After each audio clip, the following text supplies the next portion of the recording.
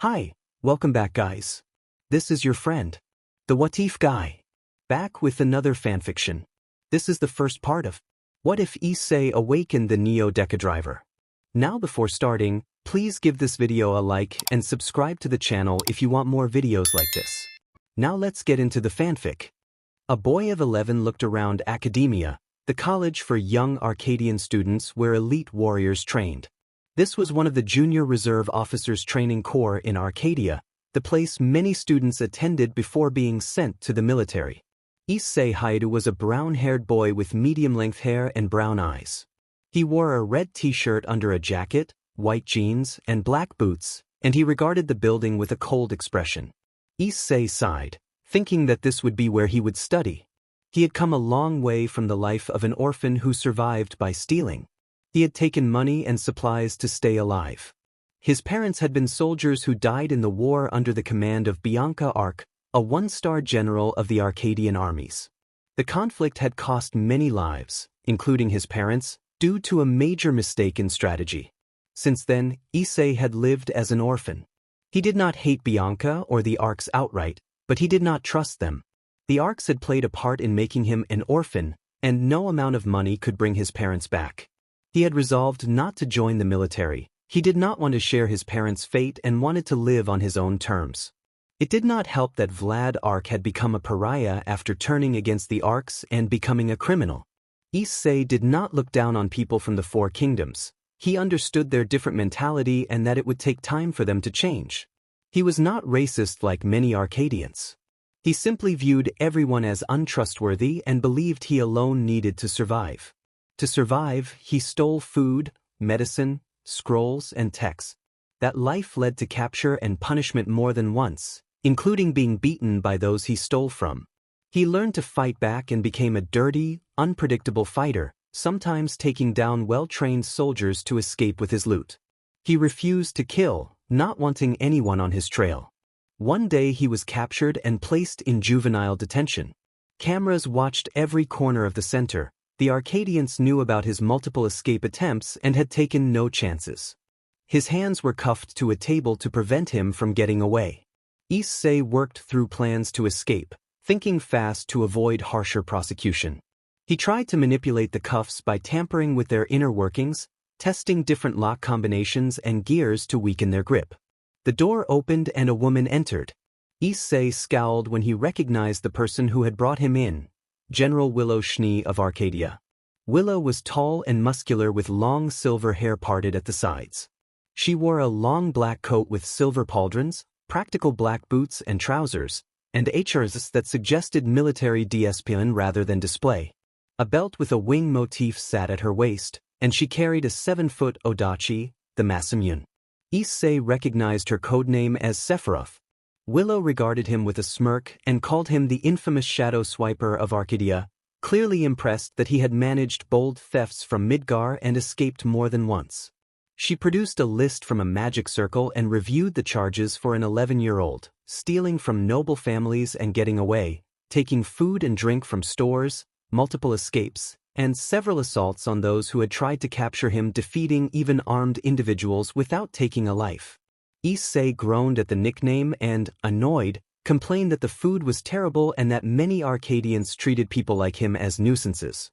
Willow nodded, acknowledging the behavior of those who flattered nobles for favors.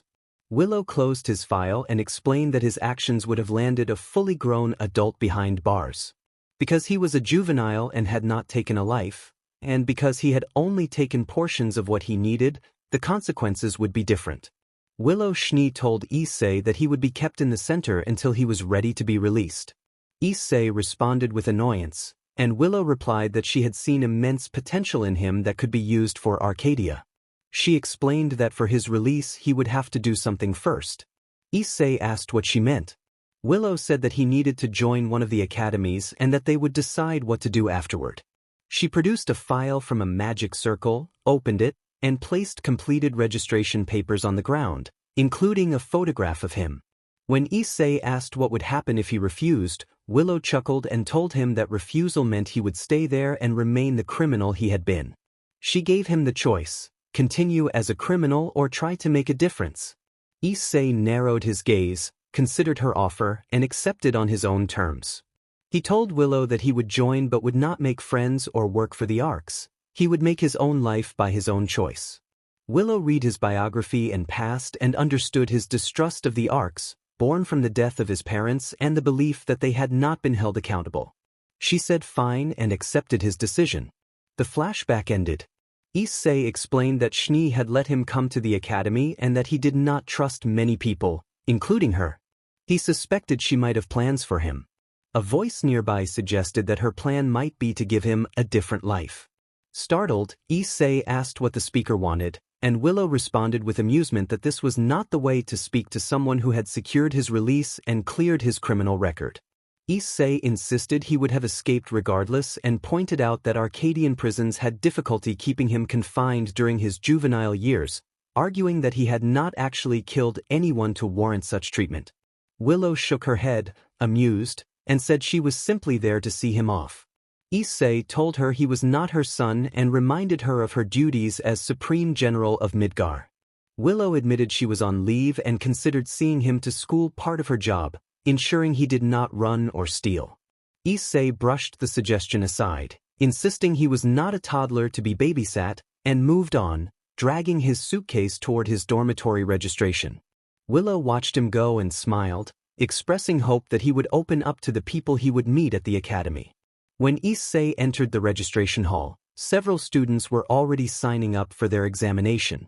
He had gained entry through a special recommendation and had studied everything he could, from books to magical scrolls, teaching himself difficult arts such as psychic energy manipulation and telekinesis. He noticed a determined red-haired woman with blue eyes preparing for the exam. He recognized her as Scarlet Madison, whose sister's library he had once stolen scrolls from. He had managed to hold his own against Scarlet's older sister, Holly, long enough to escape with the materials he needed, and he knew he stood no chance against such a prodigy in a straight fight. Issei remarked to himself that the younger sister was following in her siblings' footsteps and completed his registration. The receptionist assigned him number 7 and wished him luck. Some students recognized him and gave hostile looks, but he did not care. He intended to win the exam if it meant earning a peaceful life. When Issei's number was called, he entered the chambers for his match and noticed a familiar face among the gathered contestants. He scowled when he realized it was Jaune, the Arc's second youngest, surrounded by admirers. Jaune stood with blonde hair, light blue eyes, and knightly armor, holding a broad sword and radiating a strong aura. Cadets bombarded Jaune with questions about life in luxury and about serving under him, and his polite, distracted responses only drew more attention. Issei muttered that serving under Jaune would get people killed, then walked away. Jaune glanced at him briefly, but the younger man was already gone, absorbed in answering cadet questions. Inside the testing chamber, Issei faced an opponent brandishing a sword while Issei prepared to rely on his fists and the powers he had taught himself. He understood that this cadet, like many others present, had come with dreams and ambitions, and the match would test how far Issei's training and resolve could carry him. Issei observed that it was interesting, speaking to no one in particular. A cadet soon noticed him and angrily pointed out that he never expected the infamous Shadow Swiper to be his opponent, accusing Issei of having some nerve showing up there. Issei blinked several times and asked the cadet who he was, which only drew a glare in response. Before the cadet could answer, the announcer declared that the match between cadet number 4 and cadet number 7 would commence and ordered the opponents to take their positions. The cadet assumed his usual ox stance. Issei took a deep breath and cracked his knuckles, readying himself for a brawl. He intended to win by any means necessary. One of the requirements for this exam was victory at all costs. The announcer explained the rules. Killing an opponent would result in disqualification unless accidental. Contestants could use all forms of magic, tricks, and abilities. Judges would assess prowess and capabilities to determine advancement or additional trials. Scanners would detect outside assistance, and any candidate caught receiving help would be disqualified and face punishment by the Arcadian command. Finally, any requested weapons had been provided, including spellbooks and staffs for mages and batteries for technological students. Issei pulled on his fighting gloves and prepared for the match. The cadet, confident, declared that Issei would fall by his blade. Issei remained silent and focused. The announcer called for readiness and then signaled the fight to begin. The cadet charged forward with his sword raised, intent on a decisive strike. Issei waited and sidestepped the first attack, watching as the cadet launched a series of hurried strikes. The cadet demanded that Issei return what he had stolen, but Issei said nothing and continued to evade the blows, moving as if the fight were in slow motion. As the cadet grew more frantic, Issei looked for an opening. When the cadet showed a moment of slowing, Issei closed his fist and delivered a solid punch to the midsection that made the cadet cough and loosen his grip on the sword. Issei followed with a precise kick that dislodged the weapon. When the cadet reached for the sword, Issei pinned it with his foot and booted it clear. The cadet charged blindly to engage hand-to-hand, and Issei met him with a rapid flurry of well-placed strikes that forced the cadet backward, disoriented and clearly outmatched. Issei explained that he was a street fighter by nature, used to facing armed opponents and guards. He reminded the cadet that charging in recklessly against someone with his experience was a mistake. Enraged, the cadet lunged again. Issei dodged and warned him with measured words. Then Issei delivered a powerful kick to the cadet's chin, sending him backward. The cadet was launched across the arena, slammed against the arena wall, and collapsed, unconscious from the impact and the shock of defeat. Issei remarked that the cadet had been blinded by anger. The announcer then declared candidate number 4 unable to continue and named candidate number 7 the victor. Issei raised his hand in acknowledgement and left the arena, aware of the watching eyes, including those that disliked him. He felt prepared to defend himself if needed and cared little about the opinions of others. At the reception room in Academia later that evening, Issei waited for his results. He was called forward and approached the receptionist. He hoped his past would not surface in a way that would lead to rejection. He felt that even if rejected, he could return to the streets, but he also wanted to show some respect to the woman who had helped him out of prison. The receptionist informed Issei that he had been selected for admission to Academia. Issei received his dorm assignment via his scroll and acknowledged it with a brief expression of thanks. The receptionist smiled kindly, and Issei returned the gesture with an awkward smile before walking away to examine the acceptance papers. The admissions letter from Academia conveyed congratulations and a welcome to the warrior training program for the semester. It noted that his academic achievements and potential had impressed the admissions committee and expressed excitement at the contributions he would make to the campus community. The letter was signed by the Dean of Academia. Issei tucked the letter into the folder he had been given by Willow and moved on with the next steps of his new life. He sighed at the thought of the responsibilities awaiting him. Once outside he heard a shout and turned to see Scarlet Madison calling for him. She panted as Issei regarded her with mild annoyance. He asked what she wanted in a dismissive tone. Scarlet demanded that he return what he had stolen from the Madison family.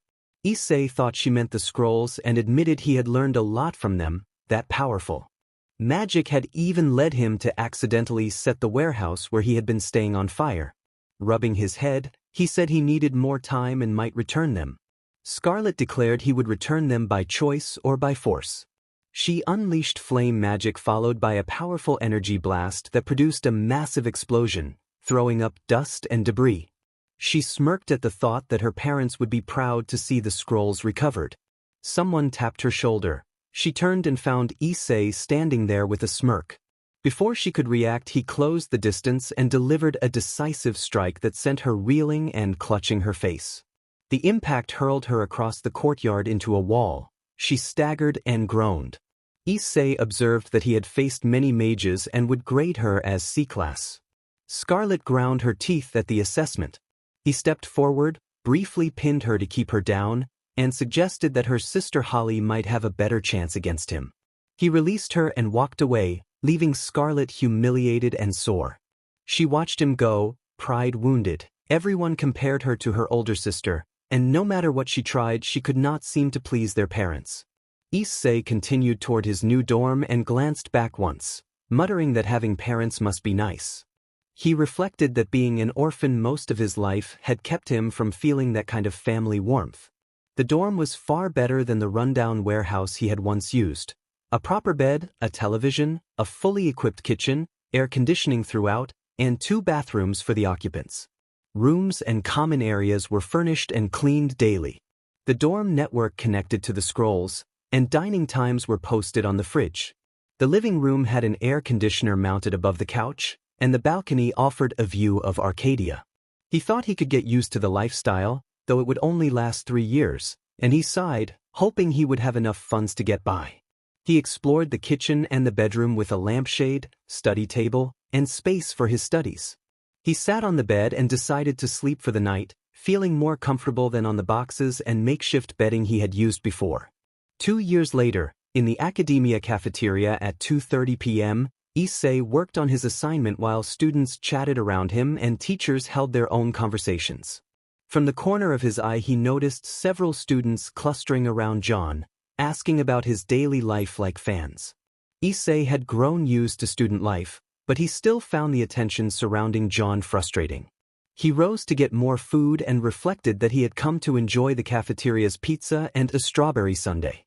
He returned to his table and began to eat. A woman approached and remarked that the food was unhealthy. Issei looked up with a mild groan.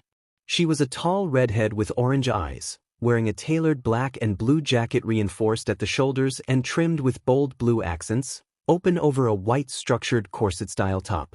Black shorts, tactical thigh guards, and HRSS-like belts completed her combat-ready appearance, and she carried a great sword as if it were part of her everyday attire. Issei addressed Himiko Murata with annoyance, asking what she wanted. She smirked and warned that eating that stuff could make him gain weight because it was too many calories. Himiko turned to him with a grin and set a glass of buttermilk beside him, suggesting he drink it instead of a sundae. Issei made a disgusted face and made it clear he hated buttermilk, insisting she let him have his food in peace. Himiko refused, smiling slyly and stating she would not leave until he finished the drink. He glared but could not leave his laptop and papers assignments he was working on, so Himiko reminded him he could not go until he had the buttermilk she had ordered. He grumbled in defeat, thinking she had made it her mission to disrupt his solitary life ever since she first took an interest in him and tried to make him open up to others. He fell silent and resumed eating while Himiko watched with satisfied joy, confident he would not cause a scene unless provoked. Issei noticed her stare and asked if she could at least stop watching him. Himiko refused to relent and repeated her promise that she would go once he drank the buttermilk. When he asked if she meant it, she insisted that everyone should have a balanced diet, so he sighed and prepared to drink. A shout cut through the moment. Scarlett Madison had erupted at Jaune, declaring that he had no right to tell her what to do and that she would do as she pleased without his help. Himiko sighed at the familiar scene, and Issei asked if it was always like this. Himiko explained that Scarlett resented the prince because of his popularity. She noted that there were only 3 top students and that Issei, who mostly studied rather than socialized, did not truly hate Jaune but was simply annoyed, while Scarlett harbored genuine dislike. Issei recalled a past run-in in which Scarlett had tried to take his scrolls by force and ended up being thrown back against a wall in a sudden, chaotic moment.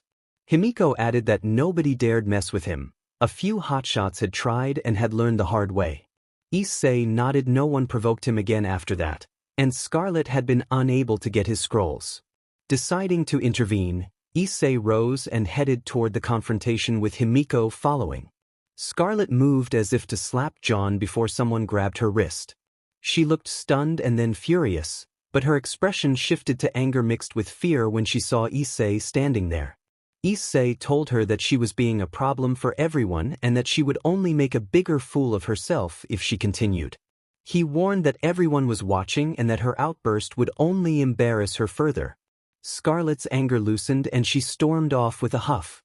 Jaune apologized for the escalation, and Issei replied that apologies did nothing to fix situations like that.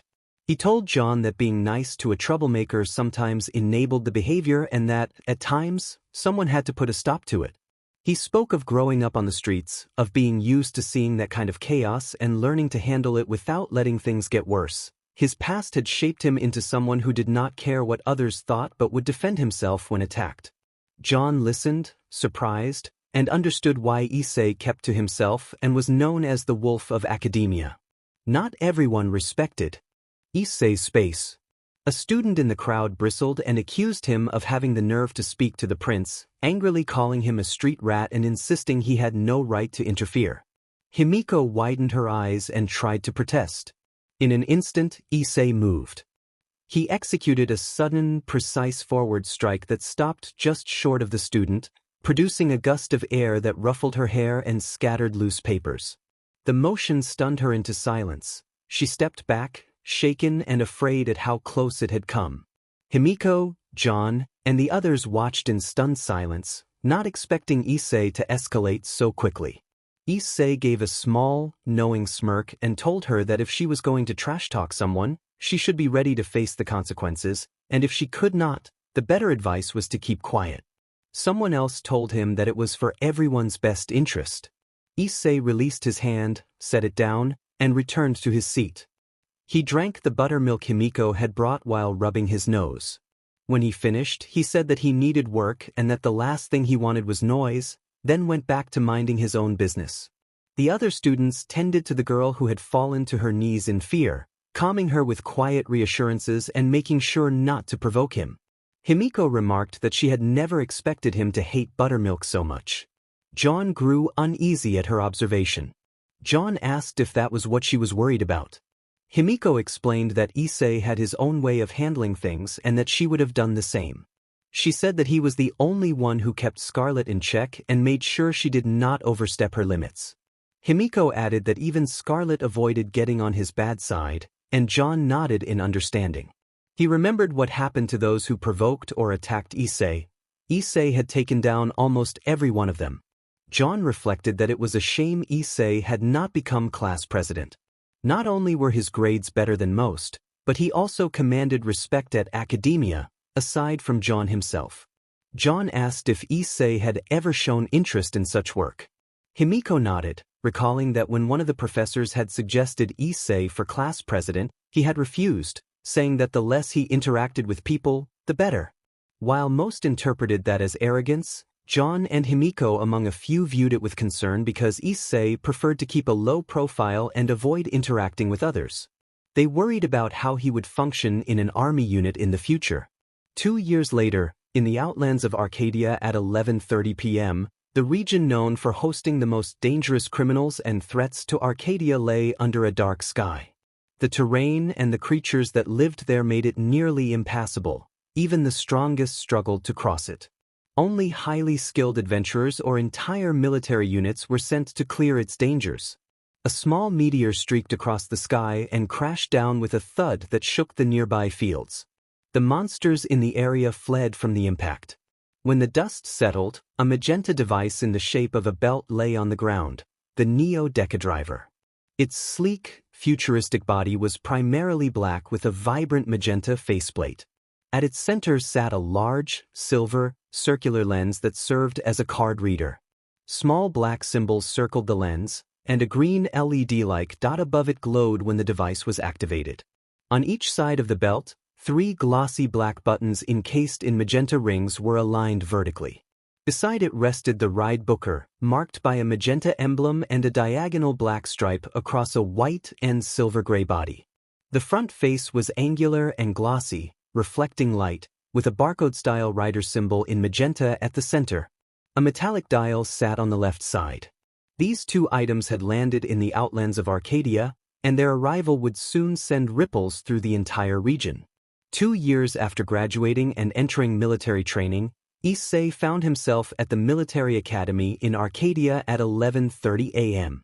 This placement had been something he hated not because of the harsh rules or regimens, but because he disliked having to work with others. He preferred being a lone wolf. Even in his final year, he had done the work himself and finished at the top of the class without help. Issei sat again in the waiting room. He had been promoted to Master Warrant Officer in recognition of his efforts and had earned nicknames like One-Man Army and the Wolf that crushes its prey. His lone wolf approach irritated some inspectors, but the results spoke for themselves. His instructors attributed his success to sheer unpredictability. His attacks did not match any known fighting style but combined elements from many disciplines. He moved quickly enough to evade gunfire, blending magic with physical combat to deliver decisive blows. Some suspected he was suited for Black Ops. He followed orders without complaint and showed none of the fear other candidates did, progressing through training and defeating every droid simulation he faced. He glanced at Jaune and the 1-5 team celebrating loudly. Issei sighed and wondered what was so great about it. Jaune shrugged and told him it was just a title, nothing more. Issei found the celebration irritating. Even if he had been part of it, he would have preferred something quieter. He shook his head and thought about his preferred way to celebrate: pizza and strawberry sundaes. That aspect of Issei had not changed. He had earned enough to buy a good house near the Wild West and preferred a pleasant, quiet life.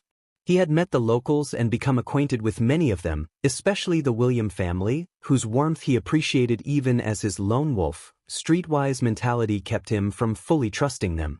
He did not consider them friends or family and preferred to remain solitary, avoiding others unless necessary. Because of the William family's alcohol business, he planned to open a bar and a restaurant once everything was settled. Someone soon tapped Murata, causing him to turn toward the sound and shake his head. Himiko had done the tapping. She still carried the presence she had in Jersey but was more mature now and less tomboyish. Himiko told Murata that only he could do this. Himiko pressed Issei to join the celebration, making it clear she wanted him to get along with the others. Issei sighed and explained that promotion mattered little to him and he did not feel like partying. Himiko pressed again and he replied with annoyance that even if Himiko and maybe Jaune tolerated him, the others still despised him because of his past thefts and his standoffish nature, especially Evergarden. Himiko did not deny the tension. Issei had never fit in with all the members of 1-5. Repeated incidents involving attempts to recover stolen items had led to scuffles and several serious confrontations, and those who had lost things held long memories. His lone wolf ways had not helped his reputation. People both feared his abilities and resented him for what he had taken. Himiko sat beside him and said she did not understand, since he had not intentionally hurt them like Scarlet, and he had been chosen to replace her. Issei acknowledged her point and noted that his arrival had not been well received. Only Himiko and Jaune had seemed content, while the others remained distant. Himiko asked whether the problem was his thefts. Issei confirmed that his most persistent problem had been with Evergarden, who had tried to recover his stolen items but had been cautious enough not to attack outright as some others had. He added that Lily Ironblooded's family was also among those he had taken from in order to survive, mostly weapons for defense and stored food. Himiko understood how his reputation had spread. As the de facto mother of 1-5, she wanted him to get along with the team because they would be his comrades in the army. Issei admitted, silently, that she had a point. Himiko urged him again to join the celebration and reminded him that he was one of them. Issei began to object when a sharp voice interrupted. Ferlin Church had approached, his tone threaded with obvious disdain as he asked what Himiko was doing there and why she was with the thief. Ferlin was a young man of average height with light gray eyes and dark blonde hair, his bangs falling between his eyes. Issei, used to being maligned, did not rise to the bait. Himiko answered that she had only invited Issei to their celebration and that he had no official record of theft, asking that he not be labeled a thief. Ferlin scoffed at the suggestion that unrecorded actions might have occurred. Issei pushed back, calling the whole thing a waste and mocking Ferlin for his name before turning to leave, which made Ferlin frown. Lily Ironblooded called out to stop him. Lily was tall and striking, with long brown hair and blue eyes, wearing a variant of the cadet uniform they would use during training. She was a childhood friend of Jaune. Issei grumbled at her appearance. Violet Evergarden then stood. She had a delicate, doll-like face with large blue eyes, long blonde hair tied in a low ponytail, and a slim, medium-height build. Issei's annoyance simmered. He did not want to be dragged into friendliness with them, though he did not actively hate Lily or Violet. Violet told him that since Himiko had invited him, the least he could do was show gratitude. Lily added that he would not do that and referred to him as a lowly thief. Violet reminded him of the trouble his thefts had caused her family in the past. A short, uneasy silence followed as everyone considered the strained ties between them. They had no way of recovering it, and this caused Violet to hold resentment toward him. Issei rolled his eyes and told them he was done. The two girls were surprised by his bluntness. He added that they should stop with their half-baked insults. He turned to Himiko and explained that it was a waste of time to try to get him to join the gala party, that most of the attendees disliked him and he had no intention of attending.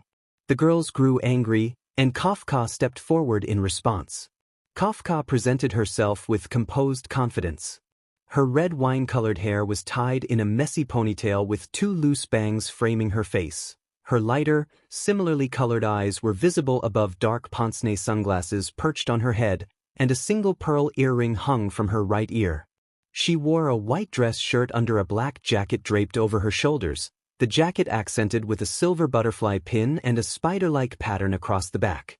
Burgundy lining and wine-colored straps with gold accents complemented gloves patterned like silver spiderwebs. Black high-waisted shorts, nylon tights, and asymmetrical black boots completed her look.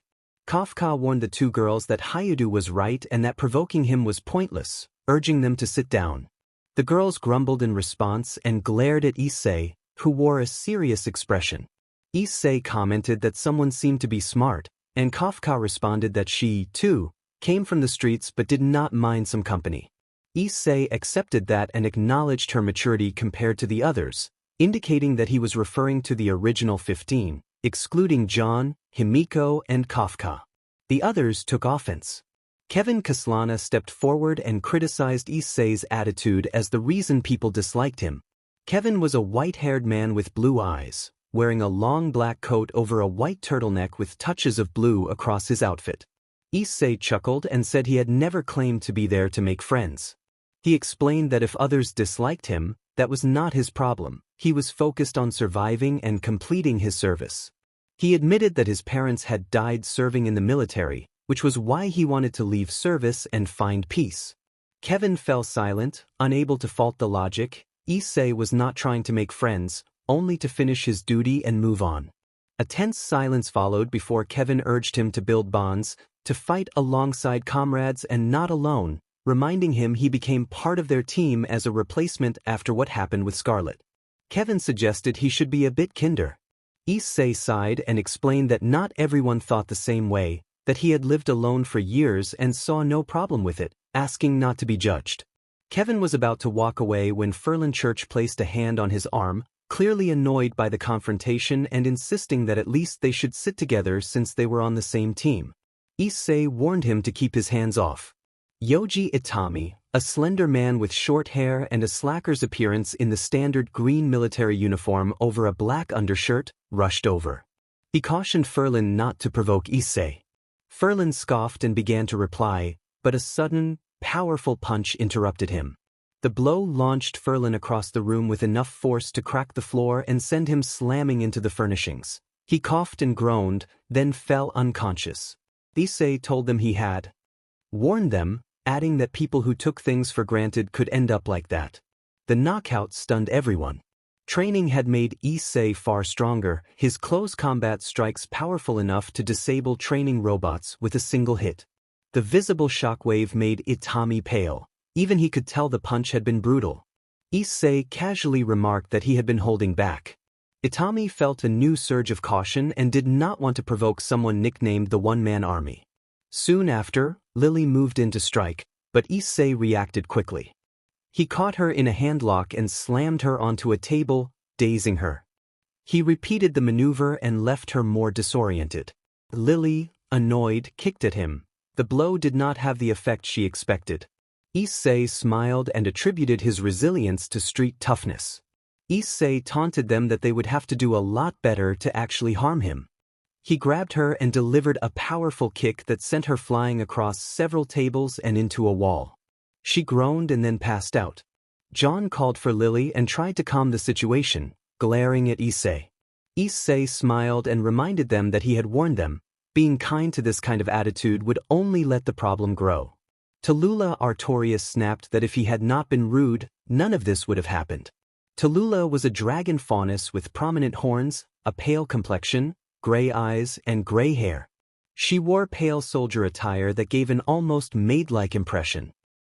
Also a dragon faunus, had her navy blue hair tied in a ponytail, dark crimson eyes, and 2 dragon horns. She dressed in a folded-sleeve blue shirt and knee-length shorts, and a small black tail trailed from her back.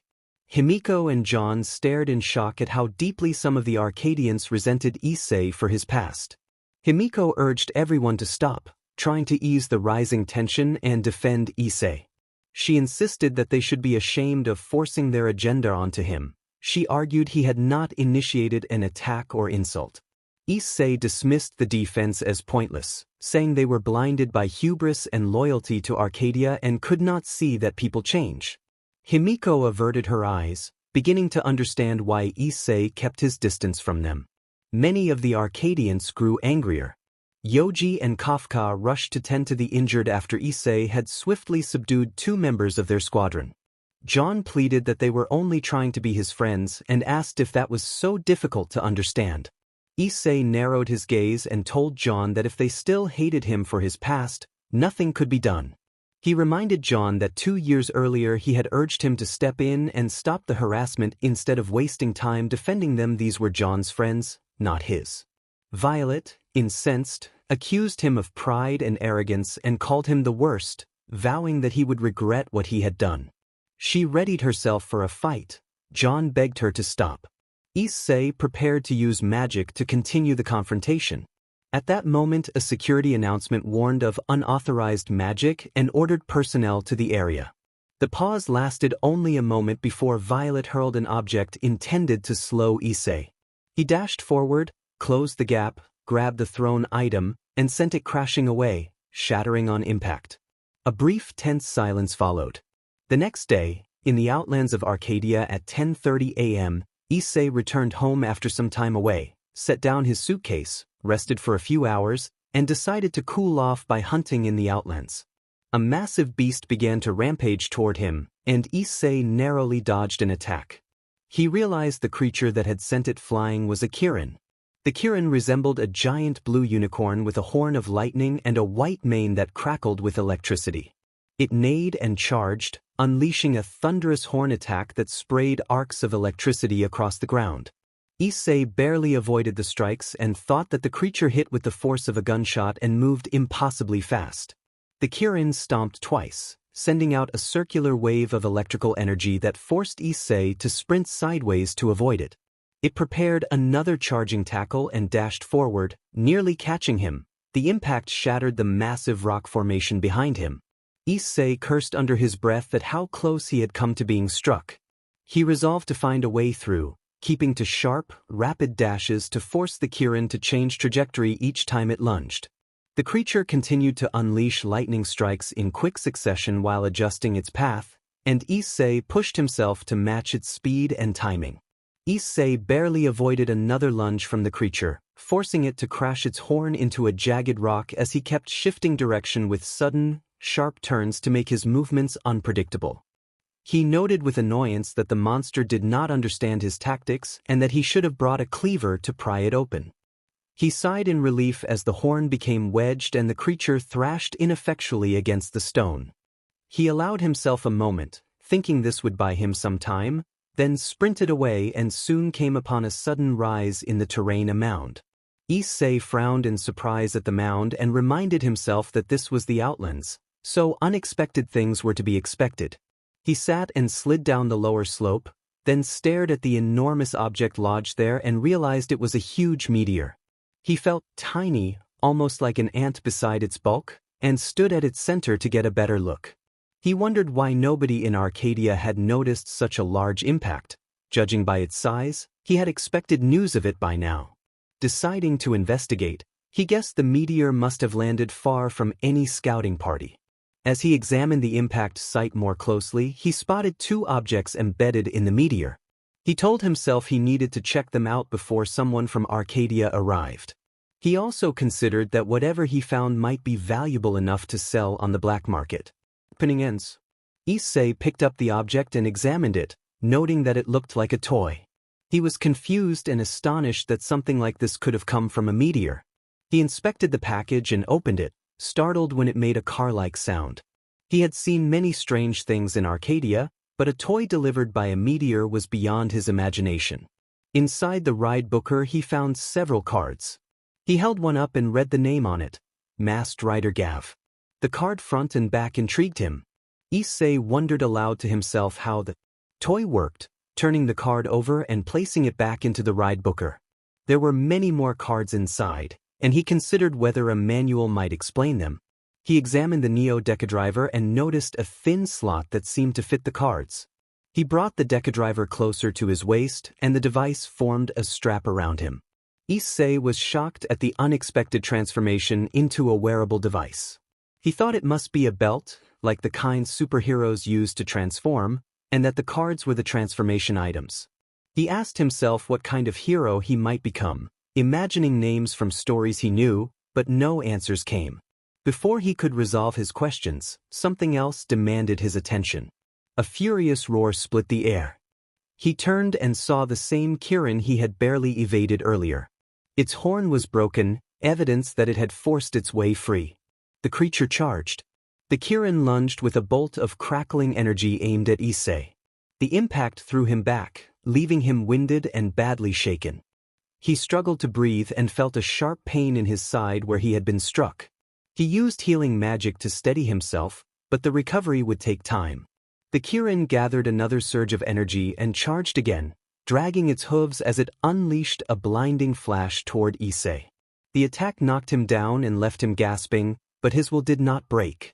He imagined his detractors at the academy mocking him, Lily and Ferlin delighting in his downfall, others taunting him for being alone, but he refused to give in. Issei steeled himself, pushing beyond the pain. He refused to lose to the world and vowed to keep fighting for a peaceful life, to stand against anyone who would ruin it. The Neo Deca Driver at his waist responded to that determination, and he felt a surge of energy coursing through him, enough to shift his weight and evade the Kirin's next strike by the smallest margin. He looked at his hands and saw them glowing the same magenta as the Decadriver. The toy was more than it had seemed. He rushed for the ride booker while the Kirin hesitated. Guided by instinct, he removed the Masked Rider Decade card and held it up, calling out the command to transform. Issei shouted the word for transformation and inserted the card into the Neo Deca Driver. The device announced Masked Ride. A blaring sound accompanied a cascade of cards forming around him and locking into place. The final announcement called out Decade. Cards flashed and entered the helmet as Issei completed his change. He became Masked Rider Decade and examined the suit that had formed around him, astonished at how it had become armor.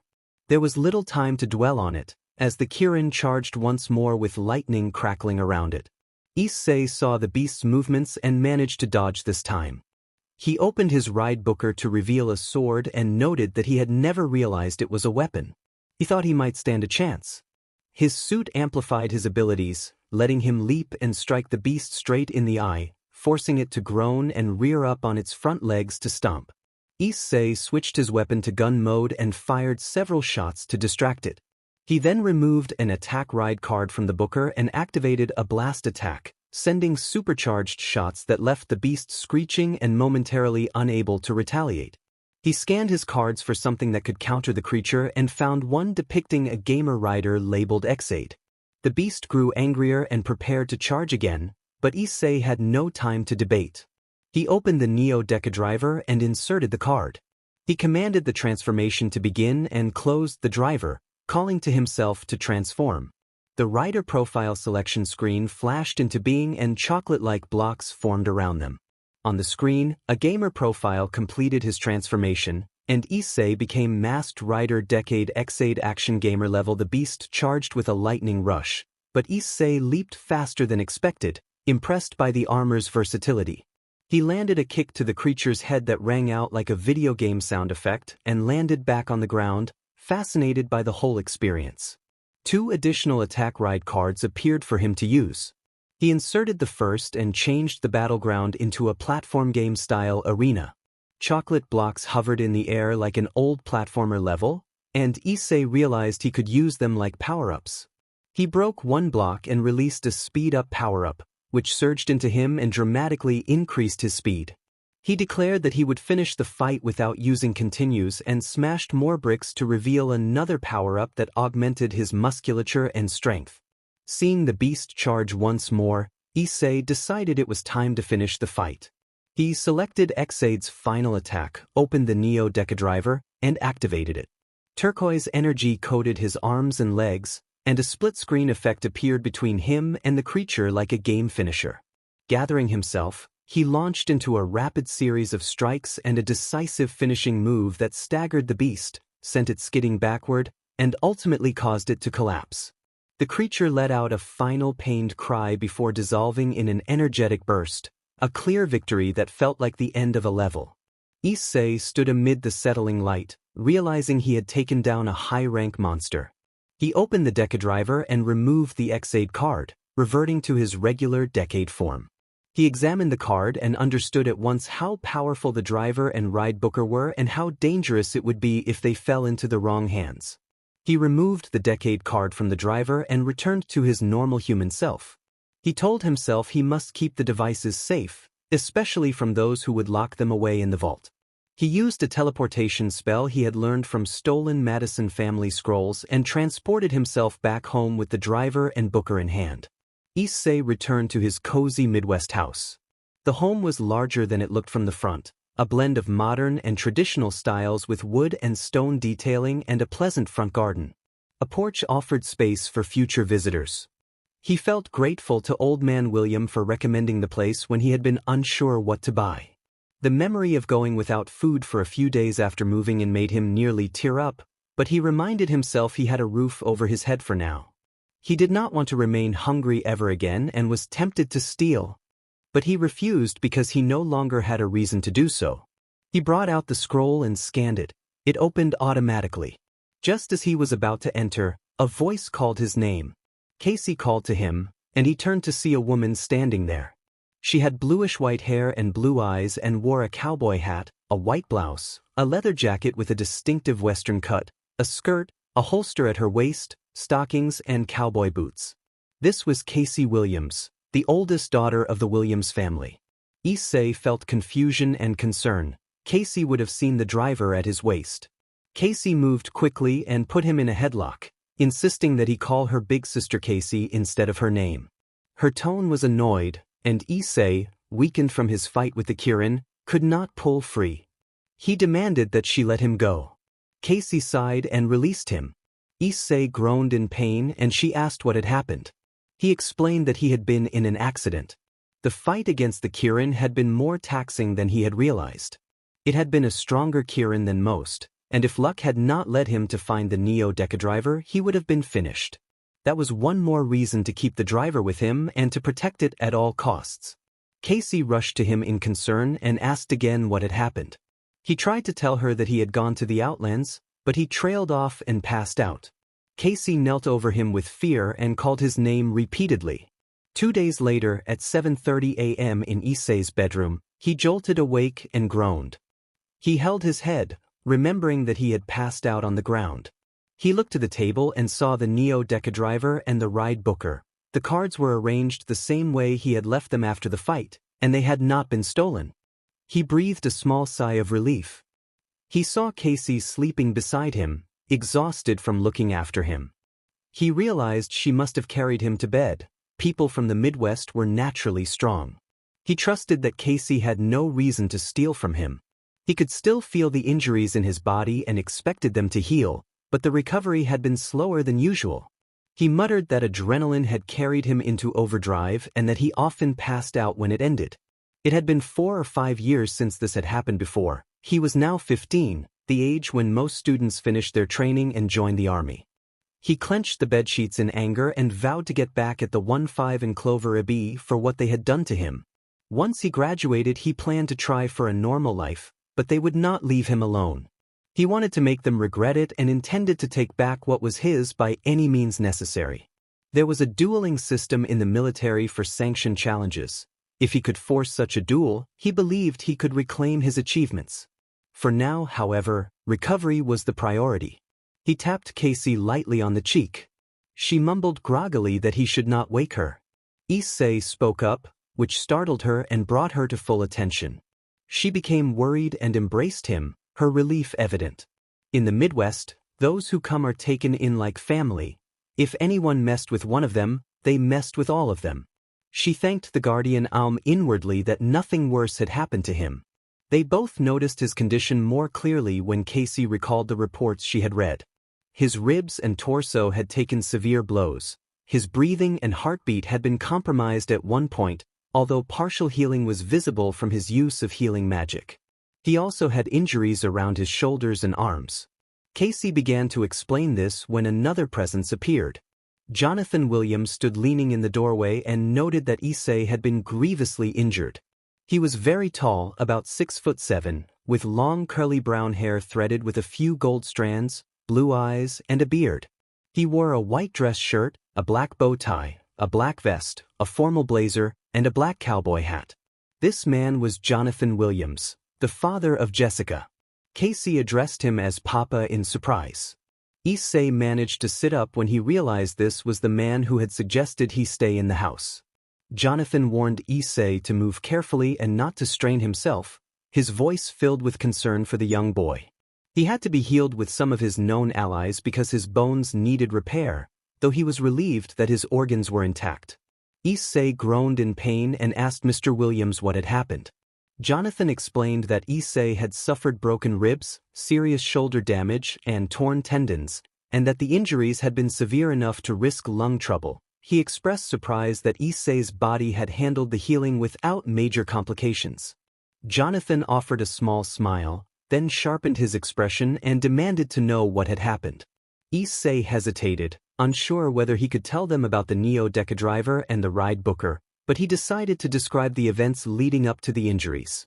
He admitted that 2 days earlier he had been stressed and furious about what had happened in the military. Casey observed that she was aware of the incident and that his punishment had been unfair, since the instructors had failed to handle the situation properly. Issei grumbled at the memory and said he had gone to the Outlands to cool off. Both Jonathan and Casey grew pale when Issei revealed that his bad luck had led him to encounter a Kirin.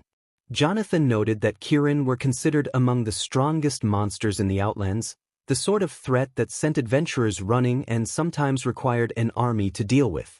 Casey asked how he was holding up. Issei explained that he had barely survived, teleporting himself back home after the creature struck him and knocked him against a rock.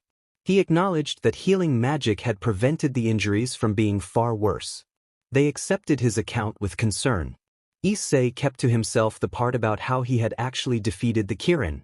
He judged it wiser not to reveal that for now.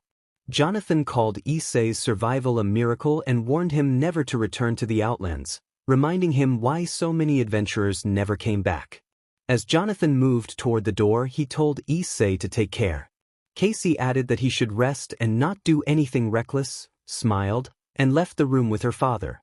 They had seen Issei as part of the Midwest and were worried about his well-being. Issei sighed and apologized to Casey in his thoughts, admitting that he would probably end up doing something reckless again. He reflected on how few people had treated him with real care. Himiko had often pestered him for favors but had also been one of the few who did look after him. That didn't stop him from planning what he intended to do next. He knew exactly who he had to challenge: Jaune, the Prince of Arcadia and the most popular of the rich students. Going after Jaune would not only confront the 1-5 and their arrogance, it would also expose the instructors who quietly favored Jaune and persuaded others to serve him. Issei believed that exposing Jaune would make it clear that Jaune was not unbeatable, and that the arcs who cherished him could not simply hand him promotions and prizes without anyone challenging him. He suspected nepotism and the advantage of connections. He understood that Arc authority was supreme. If he defeated Jaune, the duel's result would force compliance from the Academy, no matter the resentment. He resolved that he would accept any conditions Jaune imposed if he were to lose. He felt the familiar struggle in his body as he moved, wincing at the pain. This was not the first time he had been beaten and found himself unable to walk, but each time it still hurt. He muttered that a pizza and a sundae would help lift his spirits and, despite the pain, shuffled to the fridge. Inside he found leftover pizza and a sealed strawberry sundae and felt relieved to have something to eat. He carried his food to the couch, ate while watching television, and mused that he wanted to try more tactics with the Neo Deca Driver.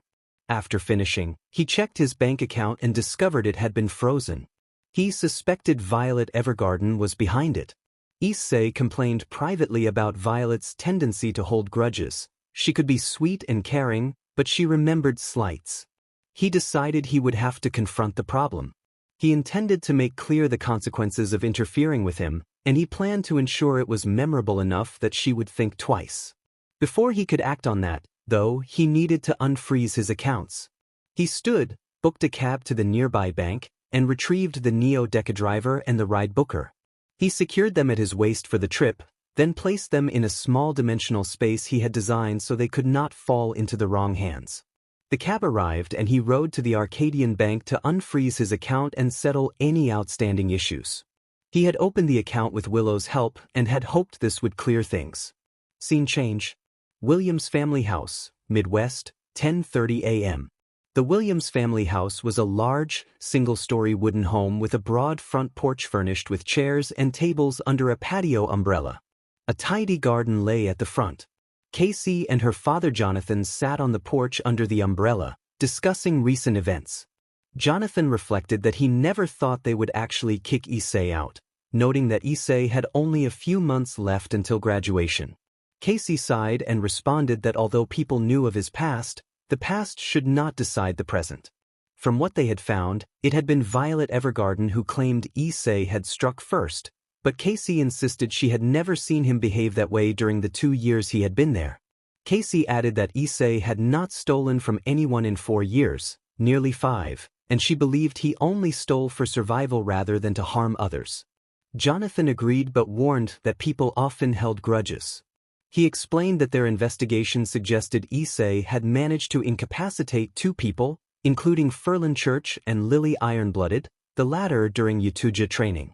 The fact that he could defeat someone with Lily's reputation unsettled those who disliked him.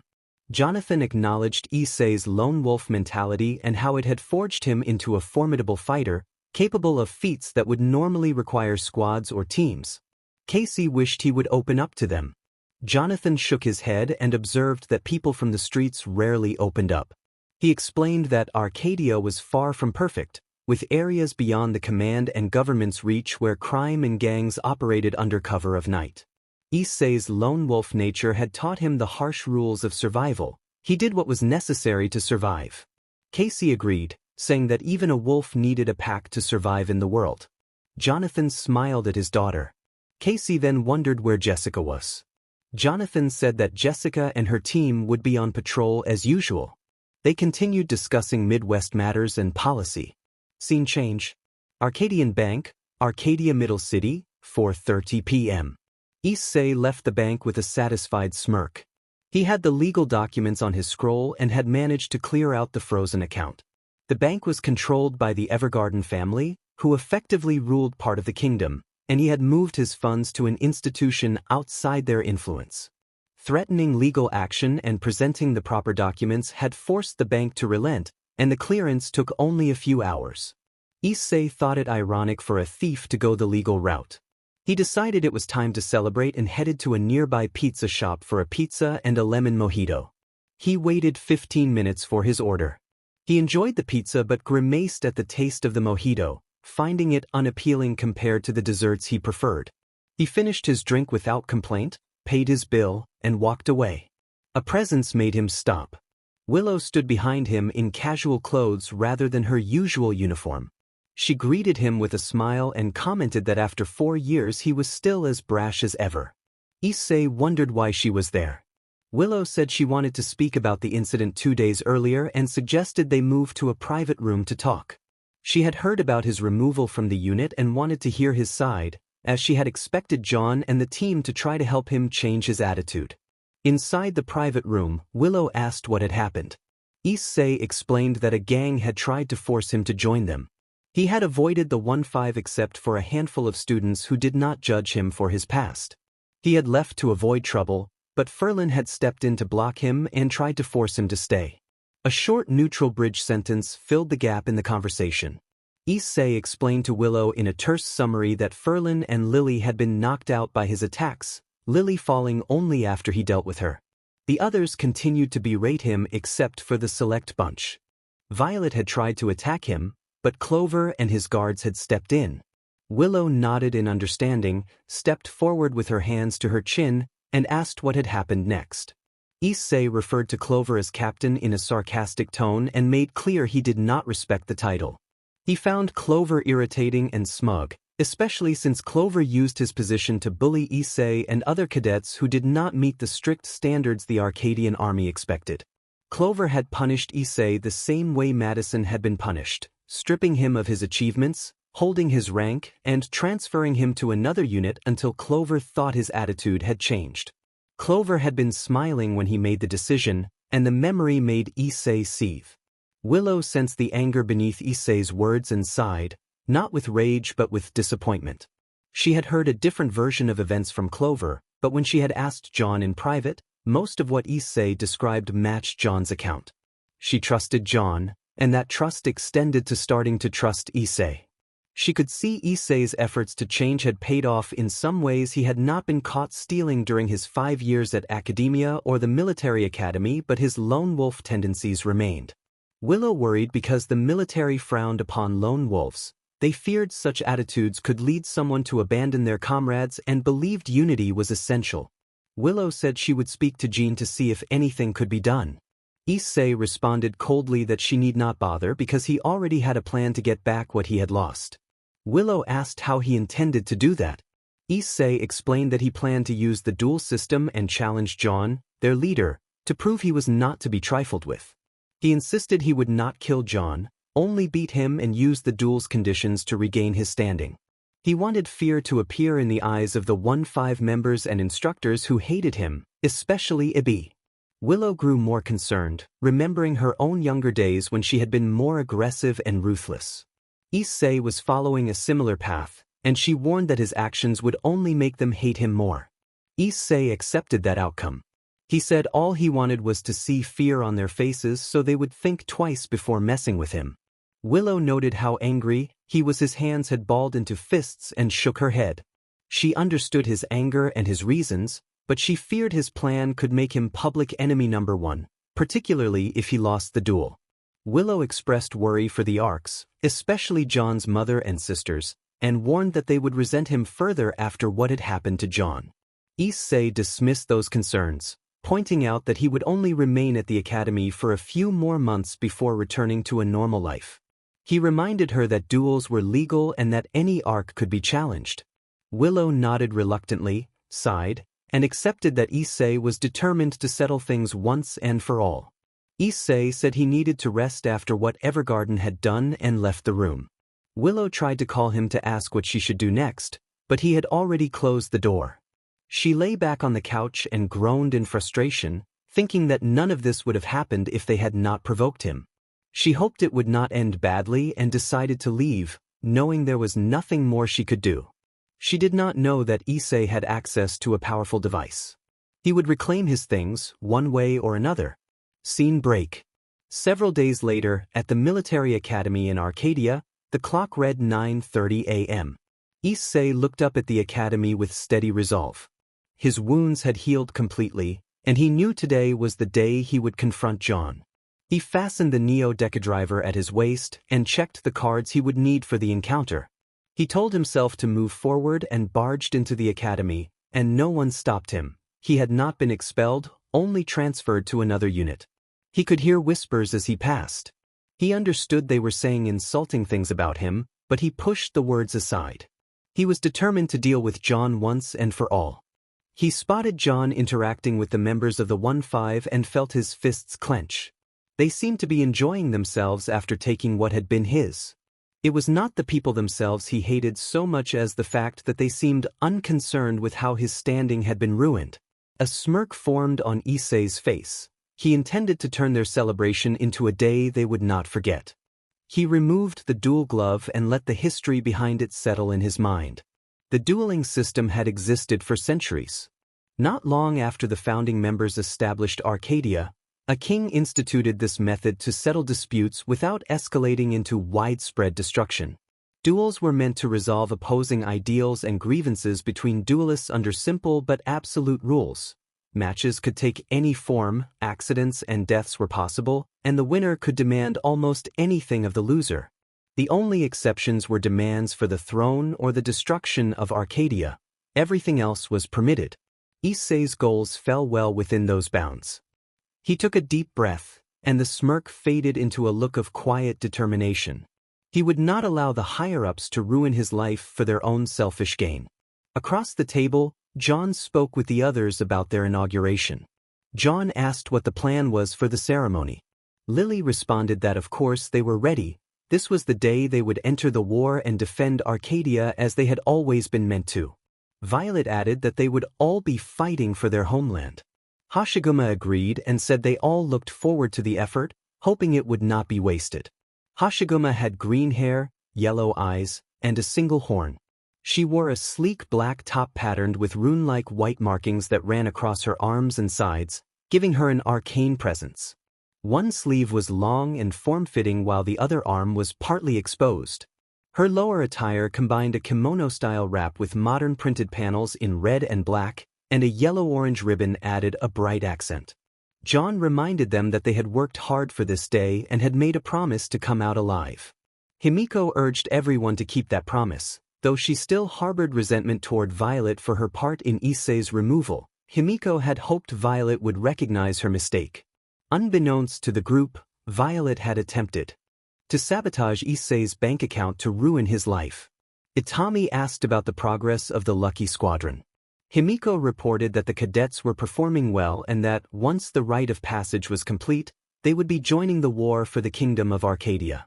She hoped they would survive what the conflict would demand of them. Jaune began a sentence when a glove suddenly struck his face and pushed him sideways. Everyone was startled. Jaune demanded to know what had happened as he picked up the glove. Hizuru stepped forward to inspect it and was surprised to find a dual glove. Lily asked in shock if someone had challenged Jaune to a duel. Seichen wondered who could be responsible. Jaune looked toward the glove's origin and was surprised by who stood there. The members of the 1-5 went through a range of expressions from fear to anger to disbelief. Himiko muttered that she recognized him as Issei. Lily reacted with a mix of anger and fear, remembering the earlier confrontation in which he had overpowered her and taken her down. Issei stood with a smirk and announced that he had returned to confront his so-called friends. He turned to Jaune Arc and issued a challenge to a duel. A tense hush fell over the room as the rules of the old system reasserted themselves. Opening ends. Dueling Room, Arcadian Military Academy, Arcadia, 11 a.m. Jaune and Issei faced each other on opposite sides of the dueling room. Jaune asked if Issei was sure about going through with this. Issei replied with controlled anger that he would not fight without reason and reminded Jaune that they had an agreed outcome if he won. Jaune admitted that he knew the terms, that he wanted to surrender but would fight because Issei was determined. He was furious and had every reason to be, but he had not expected Issei to challenge him in a duel. Issei laughed and said that he would not trust Ebi to return what he was owed without action. He explained that people like Ebi tended to take advantage and gloat when they could, and that Ebi had used an opportunity to get back at him, knowing Issei had limited recourse. Jaune fell silent, clenching his fists at the implication, but he relented in spite of his misgivings about Clover's decision. Issei declared that he would take back what was his, even if it meant fighting until someone yielded. Jaune sighed and set his own condition in return. If Jaune won, Issei would serve in the army without complaint for at least a year after graduating and they would have to work together. Issei nodded without hesitation, acknowledging the deal. The audience, mainly the 1-5 and the instructors, reacted with shock and anger at Issei's return, though a small group including Himiko, Kafka, Kevin, and Itami watched in surprise. They had not expected Issei to come back, let alone to challenge Jaune. Violet seethed at the sight of him, remembering how Issei had withdrawn funds from a bank her family owned and then obtained legal documents to reclaim his money. She had hoped to trap him and get revenge but had failed. Lily observed that challenging Jaune was a mistake, knowing how powerful Jaune could be as a member of the Arc family and wielder of the fire icon Ifrit. Himiko, however, pointed out that there was something in Issei's eyes' confidence. Kafka agreed, and others began to take note of Issei's relaxed but determined stance. Kevin noted that Issei looked sure of himself, as if he believed he had a way to win. Issei crossed her arms and said that it would be difficult for a human to overpower a dragon-like force without special preparation. Tallulah added that Issei would need dragon-slaying magic to hurt Jaune. His strength was far above most humans. Ferlin bluntly doubted Issei's ability to win, and others half agreed, though Himiko, Kafka, and Kevin wondered what tactic Issei might use. Lena, a silver-eyed, silver-haired student from Selena who stood around 160 centimeters and wore the standard Arcadian uniform, suggested that she had an inkling Issei had found a way to beat Jaune. Violet refused to believe it, but Lena insisted she wanted to see how Issei planned to do it. Clover and Shiho, the two instructors presiding over the match, had their own opinions. Clover still harbored resentment over a table Issei had destroyed before, which had cost him to repair, and he muttered that he hoped the newcomer would lose. Shiho, used to hard cases and aware of Clover's unusual hatred for the boy, noted that she had never expected Issei to return in such a manner. She could not forget how Issei had blocked an attack from her. As a genetically modified soldier with a violent past, Shiho understood what that implied about his strength. She pointed out his calm stance and doubted Clover's hope. An announcement declared that the duel between Issei Hyoudou and Jaune Arc would begin shortly and that the rules were already known to both duelists. An announcer asked if the fighters were ready. Jaune produced his sword while Issei produced a Masked Rider Decade card that made a car-like sound. The announcer signaled for the match to begin. Jaune prepared for combat, and Issei issued a transformation command as he opened the Neo Deca Driver, inserted the card, and closed it. Issei transformed into Masked Rider Decade, drawing surprise from everyone who had never seen that armor before. Jaune asked in confusion what the armor was and where Issei had obtained it. Issei responded that he was not obligated to answer and produced the Ride Booker, forming a saber. He told Jaune they should begin. They dashed forward and their blades clashed with sparks. Jaune followed with an upward slash that Issei blocked, then switched the Booker to gun mode and fired several shots that forced Jaune to roll and dodge. Jaune answered with a blast of flame magic, but Issei leapt and produced an Attack Rider Blast card, inserting it into the Neo Deca Driver and activating a powerful energy barrage. Issei's blast forced Jaune to erect a magic circle and hold off the shots, creating a dust explosion. Issei then switched the Ride Booker back to sword mode, slotted in an Attack Rider slash card, and unleashed a point-blank energy slash. Jaune barely blocked and was forced back, flipping to avoid the attack. He was surprised by Issei's strength and noticed a smile beneath the armor. Issei smirked and said he had expected a good fight from the future emperor. Jaune asked again how Issei had obtained the armor. Issei reiterated that he would not say. Jaune glared, even with his draconic strength and the scales and claws beginning to form, he was struggling to keep up. Issei observed that Jaune was still training to fully utilize his powers and that, while he could handle many opponents, some challenges were still beyond him. Jaune decided to unleash a powerful flame spell and prepared to use his final attack. The flame spell hurled toward Issei, who switched the Ride Booker to gun mode, inserted and closed the Neo Deca Driver, and activated his final attack. Issei gathered several golden card projections and fired a supercharged dimensional shot. The blasts engaged Jaune's dragon flames in a fierce clash, and the force pushed Jaune back. He barely dodged before a massive explosion erupted behind him. Turning to Issei in shock, Jaune sensed that Issei had grown far stronger than before.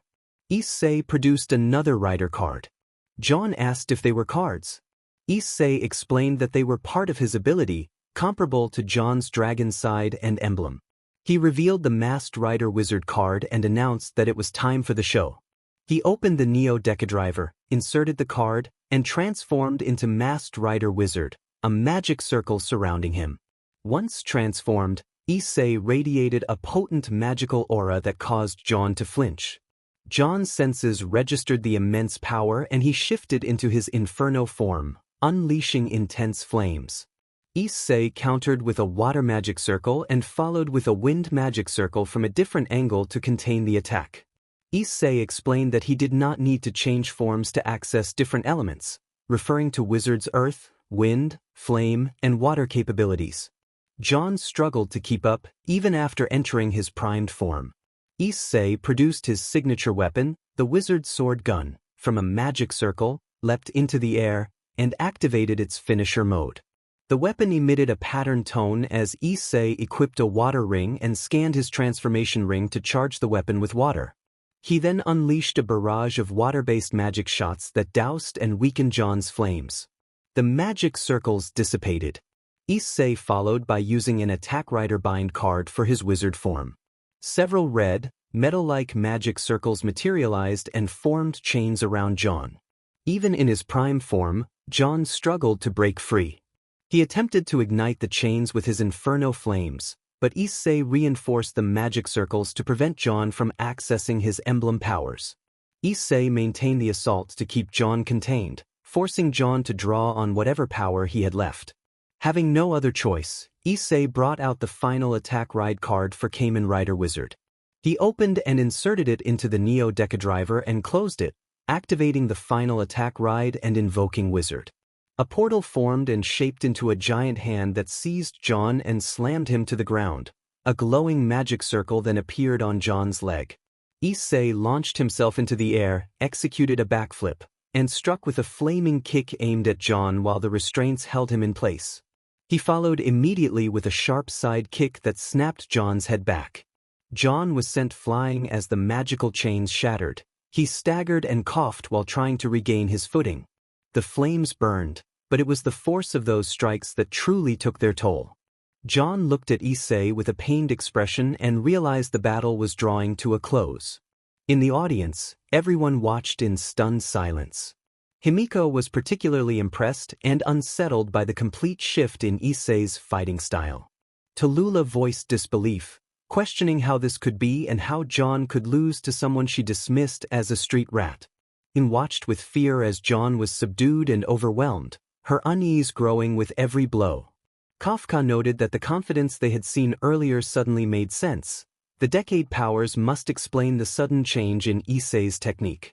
She observed that a few days would not be enough to overhaul a fighter's style without outside influence.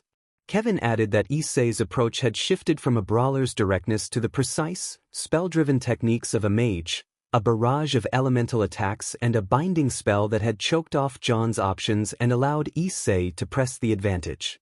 Ferlin muttered angrily about how infuriating Issei's new strength was, feeling powerless and fearful in equal measure. Hizuru sighed and urged Ferlin to let it go, saying Issei had grown strong but did not seek conflict with them. Ferlin remained tense and resentful, keeping his glare fixed on Issei. Himiko could only watch, troubled by how resentful Issei had become because of past mistakes. She searched the crowd for Lily and Violet but found them missing. Himiko asked aloud where the two had gone, and the group fell silent as they realized Lily and Violet had slipped away to take matters into their own hands. Himiko pinched the bridge of her nose in frustration and cursed under her breath, knowing their actions would likely worsen the situation. At Arcadian command, in the general's office, sunlight poured through large windows onto a simple plywood table and a portrait of an unidentified Arc. Bianca Arc sat watching a live feed of the duel on her laptop, concern tightening her features. Tall, with brown hair braided at one side and a small gold ornament tied to a ribbon, she wore platinum-trimmed armor over purple and brown robes, a belt holding a holster for a gun and a sword. Bianca was Jaune's older sister and the eldest of the Arc siblings. Bianca watched the duel with rising anger. Her brother's one-sided defeat should not have happened. She clenched her teeth as Issei used relentless elemental magic to restrain Jaune and followed with decisive strikes that left Jaune beaten and exhausted. Closing the laptop, Bianca began researching Issei. The boy she knew as Issei Hyoudou felt like someone who had come from somewhere significant. His magic appeared boundless, combining water and wind to suppress an icon should demand enormous mana, yet he launched powerful spells with apparent ease. Bianca's eyes flicked to the driver at his waist, and she wondered if it explained the source of his power.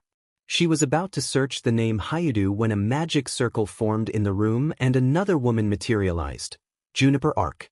Juniper stepped forward and asked why she had been summoned. Bianca told her that she needed the Empress herself to see what was happening on the duel field. Juniper nodded and watched the stream. Her expression shifted from worry to shock and then to outright fury. She growled at the mention of Hyoudou and demanded to know why he was attacking her son. Bianca explained that Issei had once been part of Jaune's unit but had become a lone operative after an altercation with the team. Captain Ebi had reported that Issei had been removed from Unit 15 and stripped of his achievements in response to his actions, and he had vowed to take them back by force. Bianca suspected that he was using the duel system to reclaim what he believed was his. Issei knew that if he beat Jaune, Arcadia would have to comply with his demands. Juniper growled when she heard this, then took a deep breath to compose herself and declared that they could stop him. Bianca turned toward her, ready to object, but Juniper cut her off and insisted that she would come for her son. She said they could not allow the duel to continue and that the belt on Hyoudou's chest needed to be confiscated because it was a dangerous weapon. Bianca warned that taking action might make Issei more antagonistic. Juniper admitted she had spoken out of anger for her son and, after a sigh, agreed that for the moment their priority was to stop the duel. Bianca nodded, and they prepared to intervene. Scene change. Dueling room, Arcadian Military Academy, Arcadia, 3 p.m. Jaune sighed, resigned, and Issei asked whether he intended to give up. Jaune had nothing to gain from continuing. He wanted the animosity to end. He had never held ill will toward Issei and, like Himiko, had hoped they could become allies with time. Jaune decided to surrender to end the conflict. Before Jaune could formalize his surrender, a surge of magic blasted from the side. Issei had drawn another card and unleashed an attack, and an explosion revealed Lily and Violet among the assailants. They had attempted to interfere and Jaune froze in shock. A metallic transformation announcement echoed through the room as Issei activated his form as Kamen Rider Glare. He told them that he knew Jaune was not the sort to cheat, though he had expected some of the 1-5 to try a cheap trick. With calculated efficiency, Issei detached small devices from his suit. They fired focused beams that forced Lily and Violet to defend and struggle to land any hits, the devices maneuvering in ways that made them difficult to strike. The devices closed on the two girls, attaching near their heads and emitting a controlling pulse. Lily and Violet screamed and clutched their temples as the devices overrode their movements. Their faces showed intense strain as they were forced to move against their will.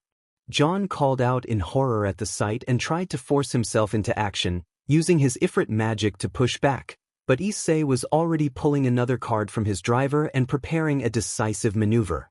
Issei ordered the devices to intensify their influence. Under the control of the devices, Lily and Violet were made to act erratically and harm themselves in non-graphic ways. Their bodies and minds buckled under the compulsion until they collapsed, unconscious from the strain. The controlling devices remained active for a time, and then Issei disengaged them and returned to his normal form. Jaune watched helplessly as his friends lay motionless, shaken and badly disoriented. Jaune felt the weight of the moment and decided to surrender. The two girls who had been supporting him were stunned by how completely Issei had overpowered them and by how he had disabled the interference without much visible effort. Issei taunted Jaune about how it felt to be cornered and to lose everything and told him he would not be allowed to plead his case. Issei activated a final attack, pulling the decisive card and calling upon his rider power.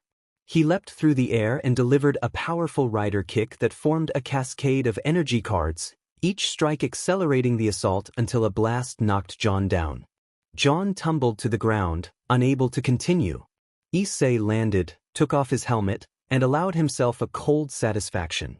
His plan to defeat Jaune had been achieved. The original 15 cried out in fear, except for Lily and Violet who lay badly hurt, while Captain Clover Ebi and Shiho watched in stunned horror.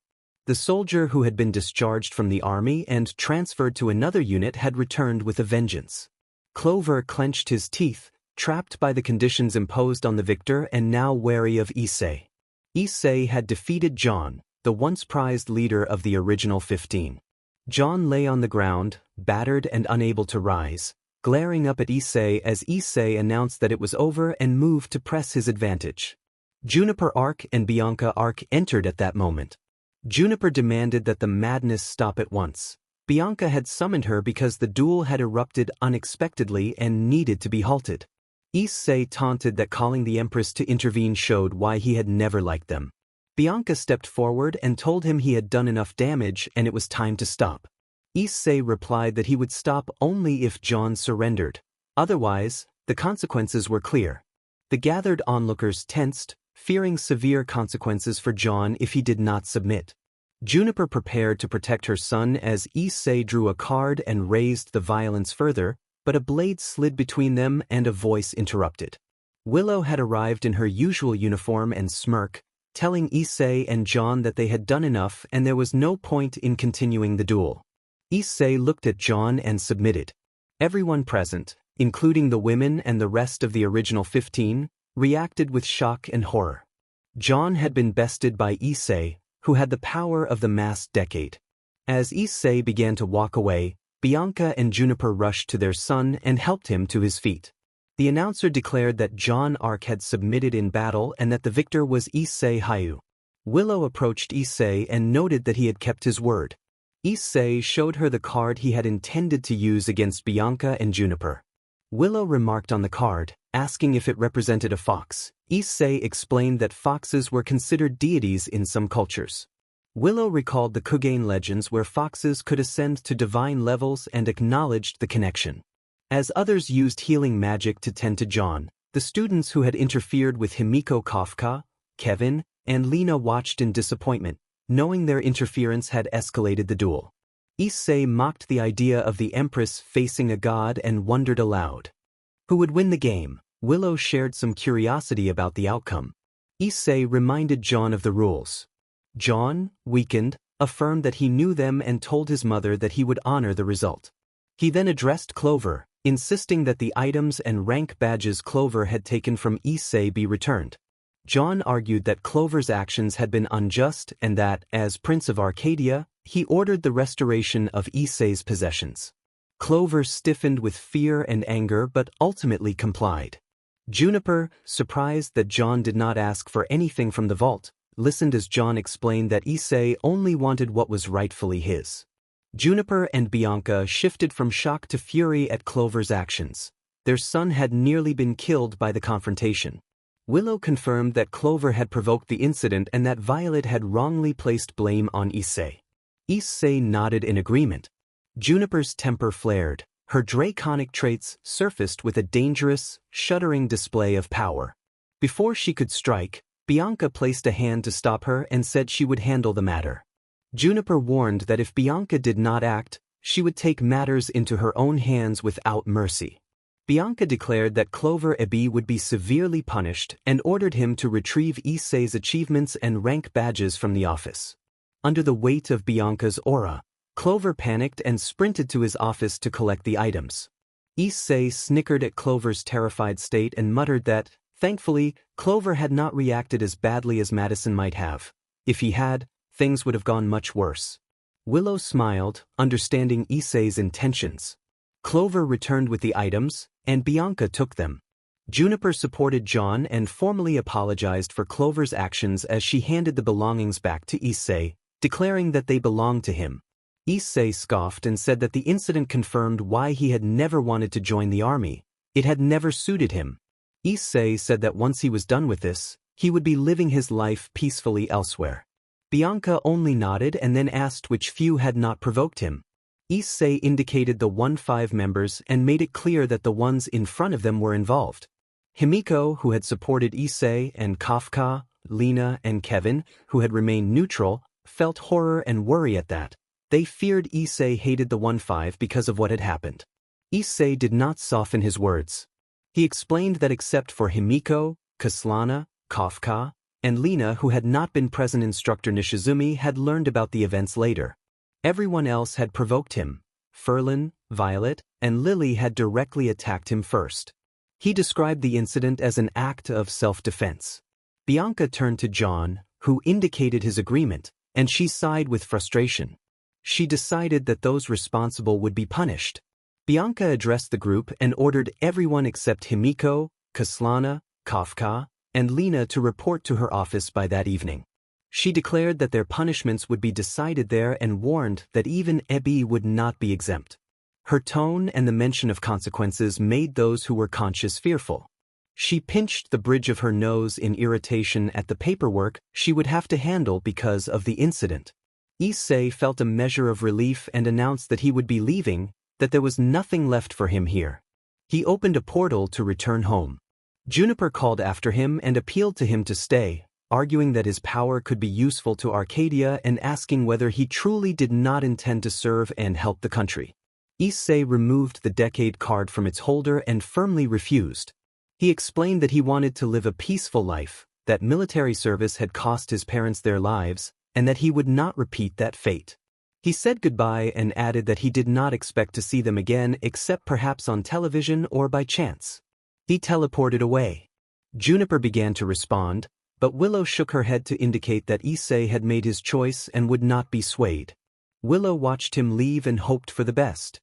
Himiko and the others who had sided with Issei had hoped he might talk further with them. They were relieved that he did not hate everyone, only those who had put him in that situation. Jaune and Himiko resolved that they would have to find a way to make peace with him and rebuild friendship, even if it took their entire lives. Scene change. Outlands, Arcadia, 4:30 p.m. A gigantic white dragon flew over the Outlands, majestic against a high fantasy skyline. Its icy white scales gleamed, and broad wings with feathery webbing gave it a divine air.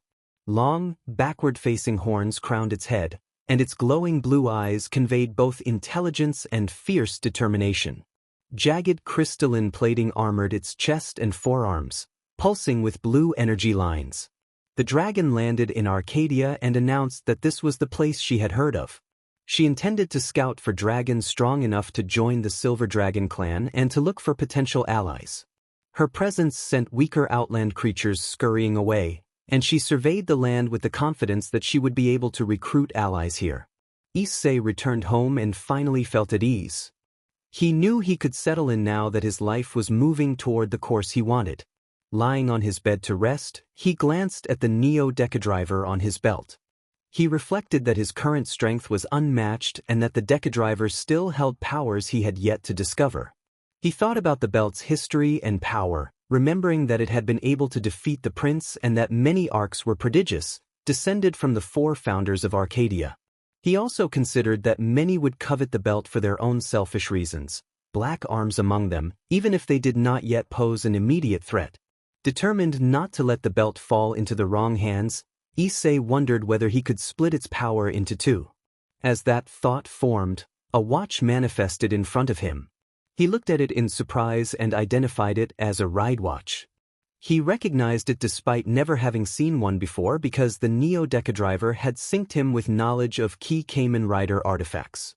That link let him recall trinkets useful in combat, like Kamen Rider Glaire's Hypnorays and Kamen Rider Wizard's Wizard Rings. Ride watches were among those items. Issei murmured as he moved the ride watch toward the Neo Deca Driver and pressed the button. Both devices glowed magenta for a few moments. When he released it, the ride watch continued to glow and projected an image of Decade's helmet with an extender. The device identified itself as the Decade Ride Watch in a stuttering announcement. He sensed a portion of power within the ride watch and noted that it contained half of Decade's powers. Finding it intriguing, he pocketed the ride watch in his coat, planning to hide it somewhere safer later. He decided to order pizza and a strawberry sundae as usual and waited patiently. Issei reminded himself that he needed plans to open his restaurant and realized he would also need employees. Posting ads would be one of the best options. He remembered making his own food in the past and, on occasion, appropriating recipes from renowned chefs to learn techniques. He checked his scroll and wondered if he still had the recipes. He had transferred the data to the scroll before destroying the original papers, and he found everything on his phone. He smirked at the confirmation that the recipes were there, including drinks and sweets. The only thing left, he thought, was to practice and master them. He intended to focus on cooking and handling the finances, and all he needed was a reliable waiter to serve customers. He considered that in the early days there might be only 1 or 2 customers, but with good food more would come. He would hire more staff as business picked up. This, he thought with a smirk, was his plan for a quiet, peaceful life. He had already discussed some ideas with the William family, since their alcohol would be an excellent complement. He stashed the Neo Deca Driver in a drawer. When the doorbell rang, Issei assumed it was his dinner arriving. He walked to the door with his scroll ready to pay and was surprised to find Jonathan Williams standing there. Issei greeted him with surprise as Jonathan removed his shoes and asked if Issei had time to talk. Issei invited him inside. Jonathan nodded, let himself in, and took a seat on the couch, clearly ready to discuss several matters, especially Issei's recent duel with the prince and its outcome. Bianca's office at the Arcadian Military Academy, Arcadia, 7:30 p.m. Bianca took a deep breath and addressed the cadets in a serious tone, explaining that, based on what she had found and what had been happening, she needed to be blunt with them. Present in the room were Lily Iron-Blooded, Violet Evergarden, Tallulah Artorias, Kin Huichi, Yoji Itami, Ferlin Church, Hashiguma, Bianca Adagina, Bronya Zacic, and Hizuru Minakata. Bianca told them she had obtained information and testimony from Captain Jaune Arc, General Schnee, and Officer Hyoudou, and had reviewed the surveillance feed she had managed to acquire. She made it plain that she was deeply disappointed in each of them, singling out Violet and Lily with particular coldness. She demanded to know how things had reached this point between the two of them and the accused. Lily admitted that they had believed the man to be a criminal. Bianca accused them of assuming he would steal, and Lily responded with a fearful, guilty nod. Bianca then asked Lily to look at the files she had pulled up and turned her laptop so the others could see as well. Bianca revealed official court documents, psychiatric evaluations, and the subject's ASFOB results. She explained that the man in question was a reformed criminal. He had stolen in the past, but court documents showed he had been pardoned. Psychiatric tests cleared him to attend both the academia and the military academy and indicated he no longer held a criminal mindset. His ASFOB score was near perfect. Bianca insisted that this evidence proved Hyoudou was more than eligible and fully capable of attending the academy and serving as a soldier. She reprimanded them sharply, reminding them that their behavior had no place in the academy and demanding whether they had forgotten what it meant to be soldiers. The cadets flinched, looking down in shame. Some, like Lily and Violet, were angry but also shaken by the realization that the proof had been in front of them all along.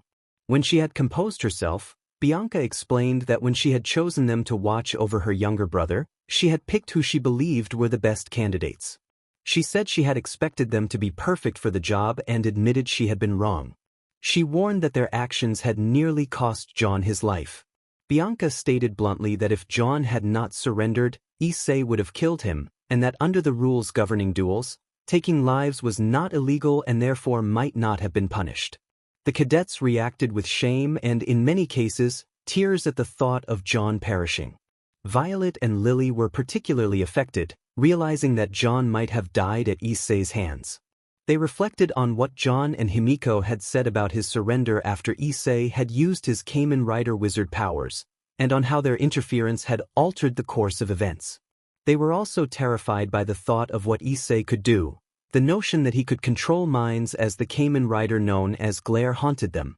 Bianca sighed and announced that everyone present would face punishment. She informed them that the majority of the cadets would receive detention, extra soldier training, and behavioral instruction.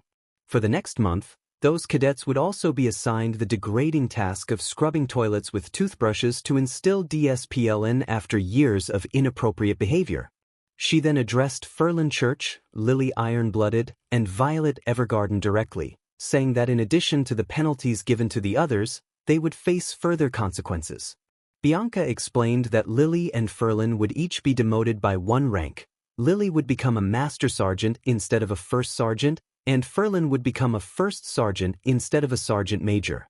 Bianca added that Lily's shadow training would be put on hold until her behavior improved. Lily and Ferlin removed their badges and handed them over in acceptance.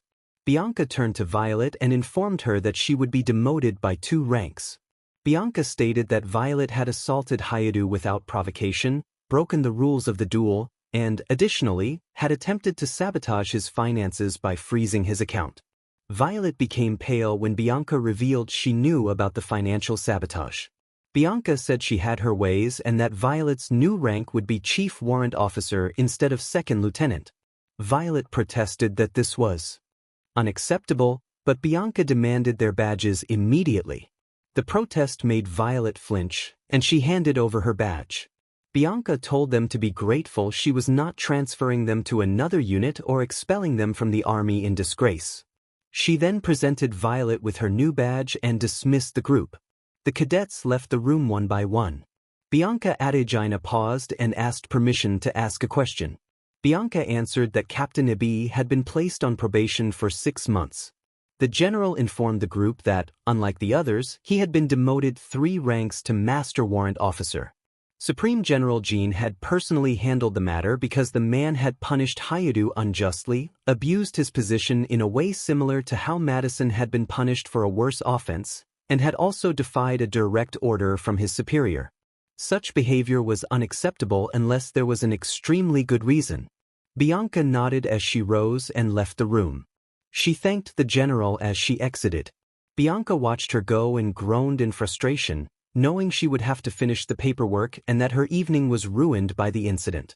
She had hoped they had learned their lesson. This team was considered one of the best, and she did not want that reputation to change. Scene: Issei's house, Arcadia, 7:30 p.m. Issei and Jonathan were talking about recent events. Jonathan asked what Issei planned to do after graduation. Issei explained that he intended to open a restaurant and start his own business. Jonathan noted that this was why Issei wanted his alcohol supply. Issei confirmed that he planned to start slowly because initial customer numbers would be low, and the restaurant would also serve drinks and desserts. Jonathan nodded in understanding and pointed out there were a few things to prepare before launching a proper business. Jonathan asked if everything was ready. Issei shook his head and said that hiring employees was the only thing missing. As they spoke, the doorbell rang repeatedly. Issei told them he would get his dinner and went to the door. An Arcadian DLVI drone hovered at the threshold with a scan code on its chest. Issei scanned it with his scroll. The payment was deducted from his account, the drone released the food, and then it departed after completing its task. He brought the food inside and returned to the living room where he and Jonathan were seated. Jonathan asked if Issei had ordered his usual. Issei affirmed that he could not live without it. Jonathan suggested Issei try their family's alcohol sometimes, saying it was healthier than what he usually drank, and suggested roast chicken instead of pizza. Issei put his food back in the kitchen and gave Jonathan a look. Jonathan laughed and said he did not mean to be strange. The Williams family had a long history in the alcohol business and a high tolerance ran in the family. Issei smiled and asked if there was an alternative restaurant model that required few or no employees. Jonathan considered the question and advised Issei that he could run a small establishment with minimal seating where the owners served directly, making staffing easier. He added that Issei could upgrade the place later to handle larger crowds and rush hours. Issei agreed that it made sense.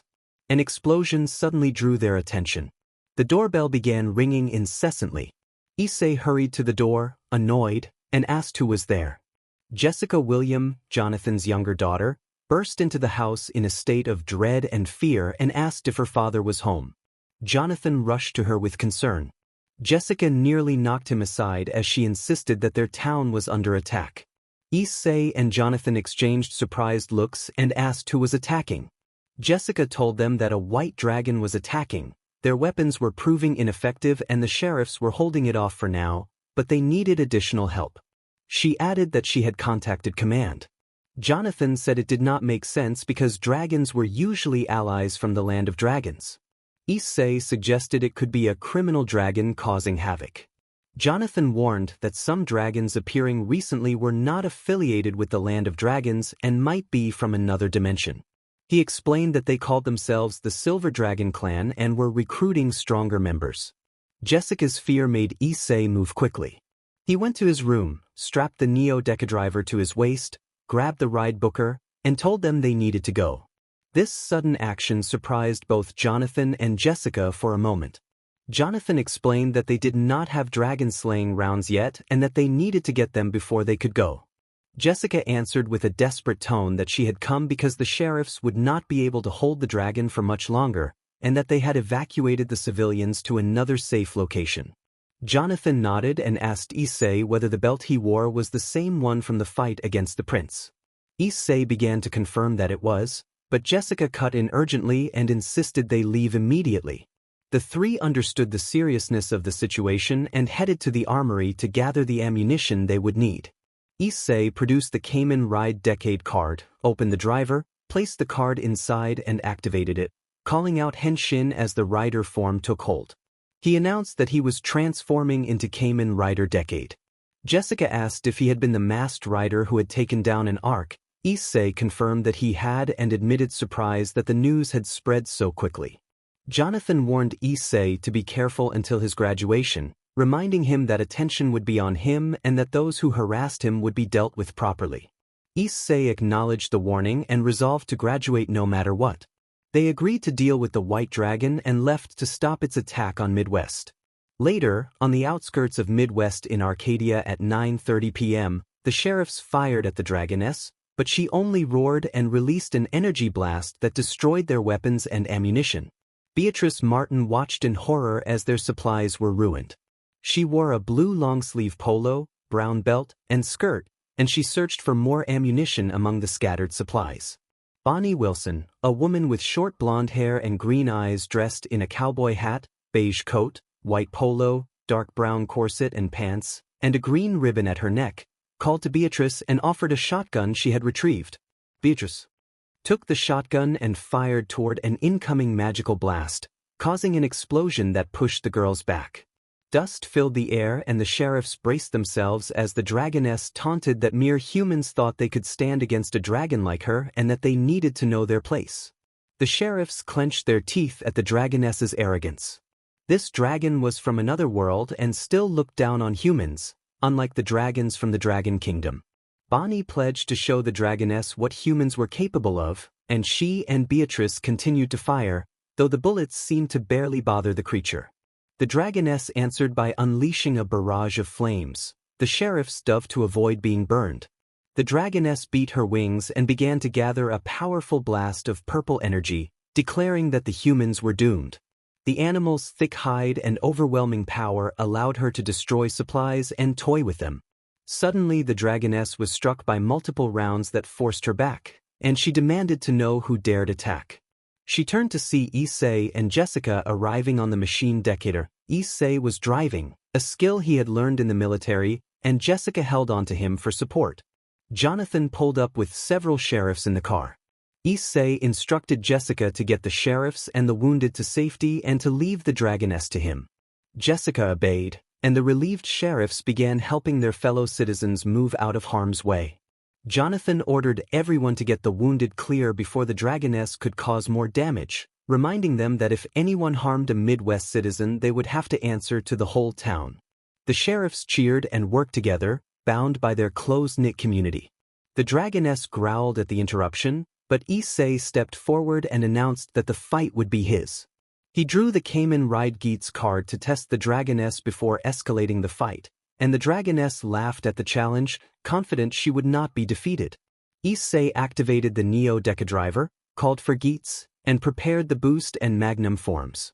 The Boost and Magnum emblems formed around him, and he transformed into Kamen Rider Geats in Boost and Magnum form, the Magnum assembling as the upper half of his armor while Boost formed the lower half. Issei told the group that this was the highlight and readied himself. The Dragoness sent a sweeping torrent of flames his way, but Issei used the Boost lower half's boosters to evade with speed and grace. He closed rapidly, landed a knee strike that pushed the Dragoness back, and followed with a burst of firepower that left her dazed. She retaliated with another torrent of flames, but he dodged once more using his boosted agility and answered with a jumping kick that increased her disorientation. The Dragoness growled and bristled, surprised and angry that a human could match her strength and keep pressing the attack. She unleashed a powerful burst of purple energy blasts aimed at Issei. He drew the Geats attack ride card set to revolve on, and his body began to rotate. The Boost became the upper half and the Magnum the lower, allowing him to avoid the blasts. He leaped onto a crevice and used the Boost upper half to land 2 heavy strikes, driving the Dragoness back. She fired a purple beam from her mouth, but Issei intercepted it and struck her, stopping the attack. Landing on the ground, he watched the evacuation underway, several people marveling at the scene. Jessica called to Issei and tossed him rounds, handing over dragon-slaying rounds while urging him to use them with his magnum. She smiled and Issei thanked her. Jessica nodded as he brought out his boost buckle and delivered a series of blows that left the dragoness staggering. She tried to answer with another attack, but Issei said that he had no intention of dying today. The boost striker arrived in the form of the bike, and the dragoness began to charge a powerful counterattack. Issei slotted the final attack ride onto the Neo Deca Driver, activating the finisher of Geats. He launched into the air, his right leg glowing with a flame aura, and the boost striker shifted into fox form and responded. The boost striker ran up to meet him, Geats mounted it and the two ignited for the final move. With Magnum boost grand victory, Issei loaded the dragon-slaying bullets into the Magnum and fired multiple shots. The dragoness screamed as the Dragon Slayer element took effect, weakening her and causing her wounds to react to the magic. She cried out that Dragon Slayer was bad and tried to pull back to find a countermeasure. Before she could recover, Issei and the bike crashed into her in a coordinated strike. Issei's blazing assault overwhelmed her defenses, sending her reeling and letting out a pained cry. He declared that, in the end, he would be the victor. The dragoness, barely able to stand, staggered and unleashed a wave of purple magical energy that forced everyone to shield their eyes. A woman tumbled from the spot where the dragoness had been, a visible white tail trailing behind her. She had long silver-white hair that flowed past her waist and pale silver eyes. Her attire blended elegance with fantasy armor, a high-cut black bodysuit with ornate golden patterns and crimson gemstones at the collar and bodice, flowing white cloak-like sleeves and draping fabric, and white thigh-high stockings with golden trim leading into heeled footwear. Issei rushed forward as she grit her teeth, pain and anger showing from the humiliation of defeat, but before she could make a move he leveled his revolver at her head and warned that he still had Dragon Slayer bullets ready. She was losing consciousness and, knowing capture was inevitable, gave her name as Rosweiss. Issei nodded. Rosweiss remained battered and dazed, her face showing clear signs of injury from the battle. As the prospective leader of the Silver Dragon clan, this was a profound humiliation for her. When she asked what would be done, Jonathan stated that she would be imprisoned and restrained with cuffs sealed by magic to prevent escape, and he motioned Jessica to retrieve them. Issei lifted Rosweiss with one hand and brought her forward. She was cuffed and handed over to the sheriffs, who led her to prison as she glowered in defeat. Issei commented on the intensity of the encounter, and Jonathan said he would contact the Dragon Kingdom so they could respond, noting that Arcadian spies had identified Rosweiss and that the command's actions could escalate into war. Jonathan thanked Issei for his help. Issei brushed off the praise, removed the card, and returned to his decade form, insisting it was the least he could do. The two watched Jessica pet the boost striker, which seemed to enjoy the attention. Jonathan suggested keeping the striker a while longer, and Issei agreed it was a possibility. Issei then proposed that Rosweiss could be employed at the restaurant doing manual work and might even draw more customers. Jonathan was surprised by the suggestion and said he would have to consider it. Mr. Williams told Jonathan that he would let him know. Jonathan thanked Mr. Williams as they watched the command arrive with supplies and other equipment needed to repair the outskirts. They all knew a great deal had happened, but fortunately no one had died and the damage to property could be repaired. Several weeks later, at Hyoudou Bar in the Midwest of Arcadia, at 9:30 a.m., Issei had settled into life after graduating from the academy. He had accepted a final promotion to second lieutenant but had no intention of pursuing a military career. He had made his choice and stuck with it. Some who resented his change still lingered in the army and made their displeasure known, but Issei did not worry about them. He believed that if they tried to cause trouble, it would end in a fast, decisive confrontation. He thought of Jaune and the original 15, who were about to see their first real taste of war. Issei understood that the coming conflict would force them to face harsh realities. Issei now owned and ran the bar and restaurant named for his family. He honored those who had given him life and a reason to keep going. That morning he wore a black jacket over a red shirt with black pants and shoes. He held a cup and wiped it clean before pouring a drink and sliding it down the counter to a customer. The customer thanked him and took the glass. Issei took pride in serving alcohol supplied by the William family, who offered it at a discounted price out of friendship. Issei hoped that the prince would learn the realities of war. He sighed as he continued cleaning and worried that otherwise the prince might lose friends in the conflict. He noted with quiet surprise that 5 customers had shown up that morning, a sign that business was doing well, likely helped by the viral fame of his recent victory, which many regarded as a legendary feat. Issei reminded himself that those who had hurt him in the past were not his concern now. They belonged to his past, not his future. He accepted that he could not predict what the future would bring. Rosweiss approached and informed Issei that there was an order coming up. Issei allowed himself a small smirk as he took in her appearance. She wore a high-neck navy dress with gold detailing and a formal, elegant skirt appropriate for ceremonial occasions. Rosweiss handed him the order and he told her he would be ready in a moment. Rosweiss grimaced with frustration at having been bested by a human who now owned the restaurant. In her culture, losing could mean taking on obligations to the victor, and she felt her pride wounded by the outcome. Arcadia did not share those customs, but she could not ignore how the loss affected her standing among her kin. She had been imprisoned during the initial days of the invasion along with several others, while Arcadia debated how to respond. She could only hope her sister would find a way to resolve the conflict, because Rosweiss felt unable to fix it herself. Issei set to work preparing the food. He used a small, graceful display of his skill that customers recognized as a touch of craft and something a little unusual, what some would call magic. The dish he prepared was a traditional Italian dish, casoncelli. When it was ready, Rosweiss took the tray and served the guest, who clearly enjoyed the meal. Rosweiss turned away with an annoyed expression, and Issei watched with a small, understanding sigh. He knew she hated having to do this, and he understood the tension that lay between them. From a queen to a waitress, the change was a dramatic downgrade, but he believed she needed to learn humility and treat others with respect, since she still looked down on them. Issei mounted his bike and rode off to pick up some supplies. As he rode, he caught sight of a tournament in the distance and vowed to enter one day. The scene shifted to the restaurant, where customers were enjoying their meals. Issei worked in the kitchen, smiling as he cooked. Rosweiss served guests while hiding a tense expression. Issei noticed and sighed, then snapped his fingers to freeze her in place for a moment. She glared at him, and he returned to his cooking, keeping her calm and ensuring no one was harmed. Later, Issei in his decade suit faced a mobilized force. He engaged the hostile troops in stylized, non-graphic action, taking them down with precise moves. A soldier fired a rocket, producing a dramatic explosion. In response, Issei shifted into his Exade form and repelled several attackers who had infiltrated the area.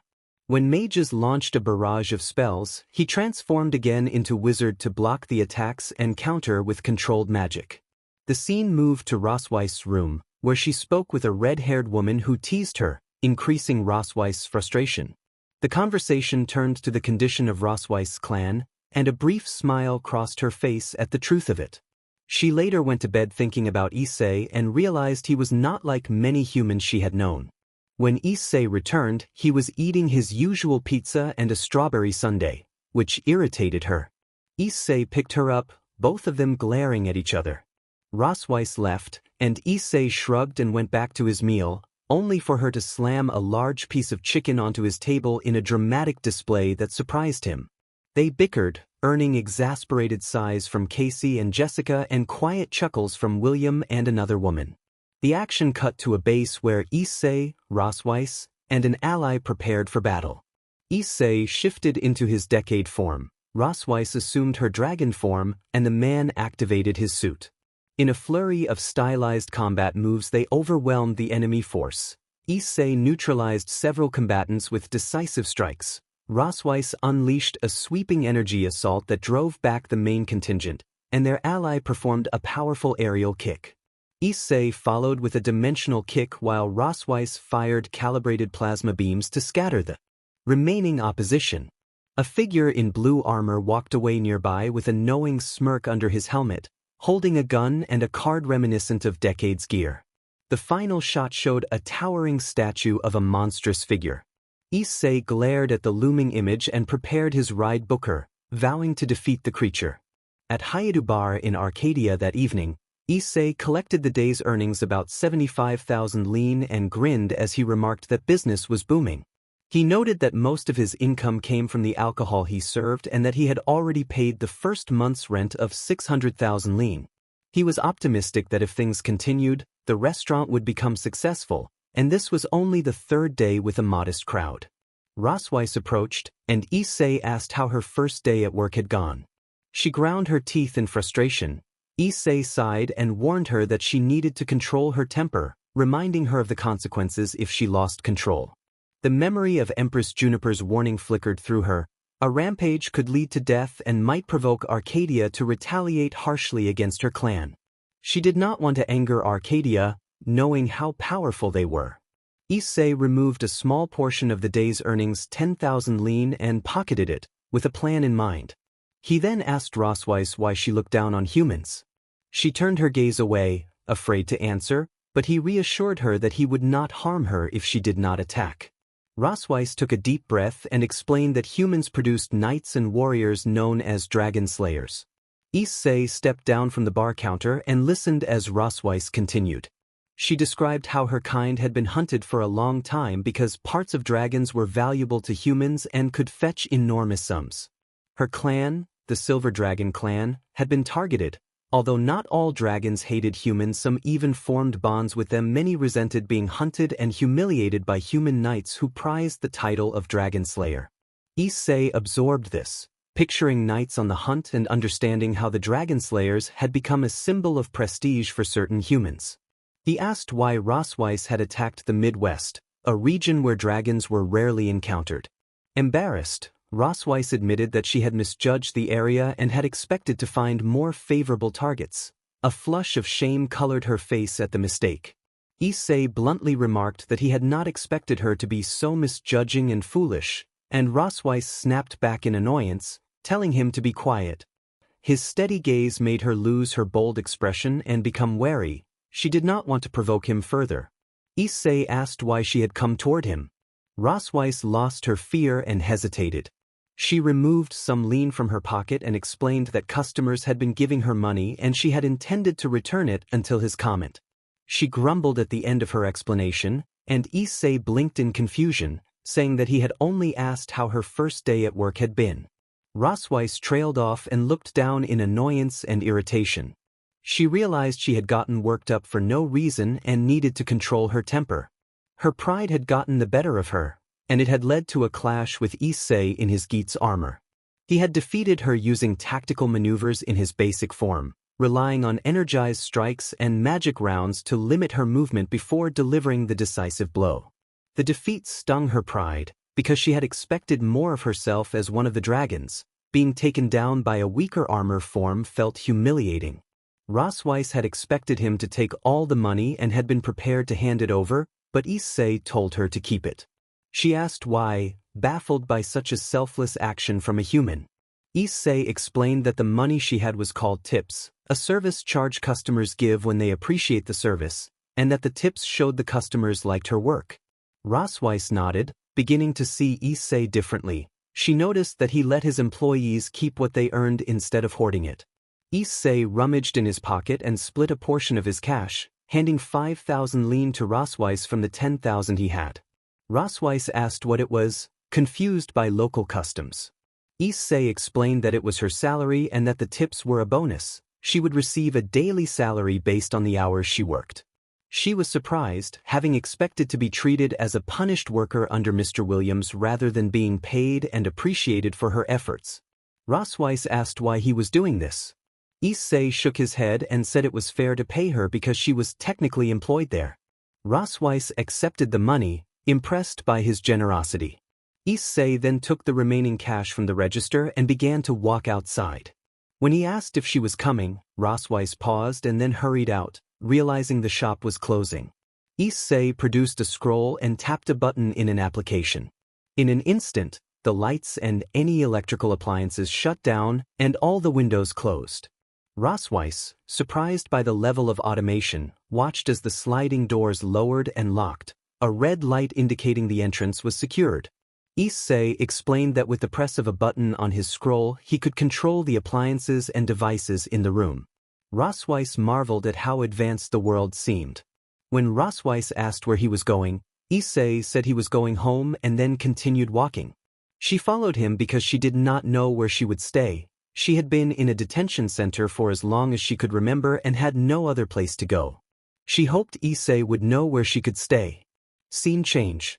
At Jaune's base in Arcadian Command, Arcadia, at 6:30 p.m., Jaune sighed as he looked over the day. Dressed in his Arcadian military uniform, he reflected on his first time in war and the events that followed. Clover's departure from the military had been a shock to him, and he felt some responsibility for it. He was frustrated and angry but recognized there was nothing immediate he could do to change what had happened.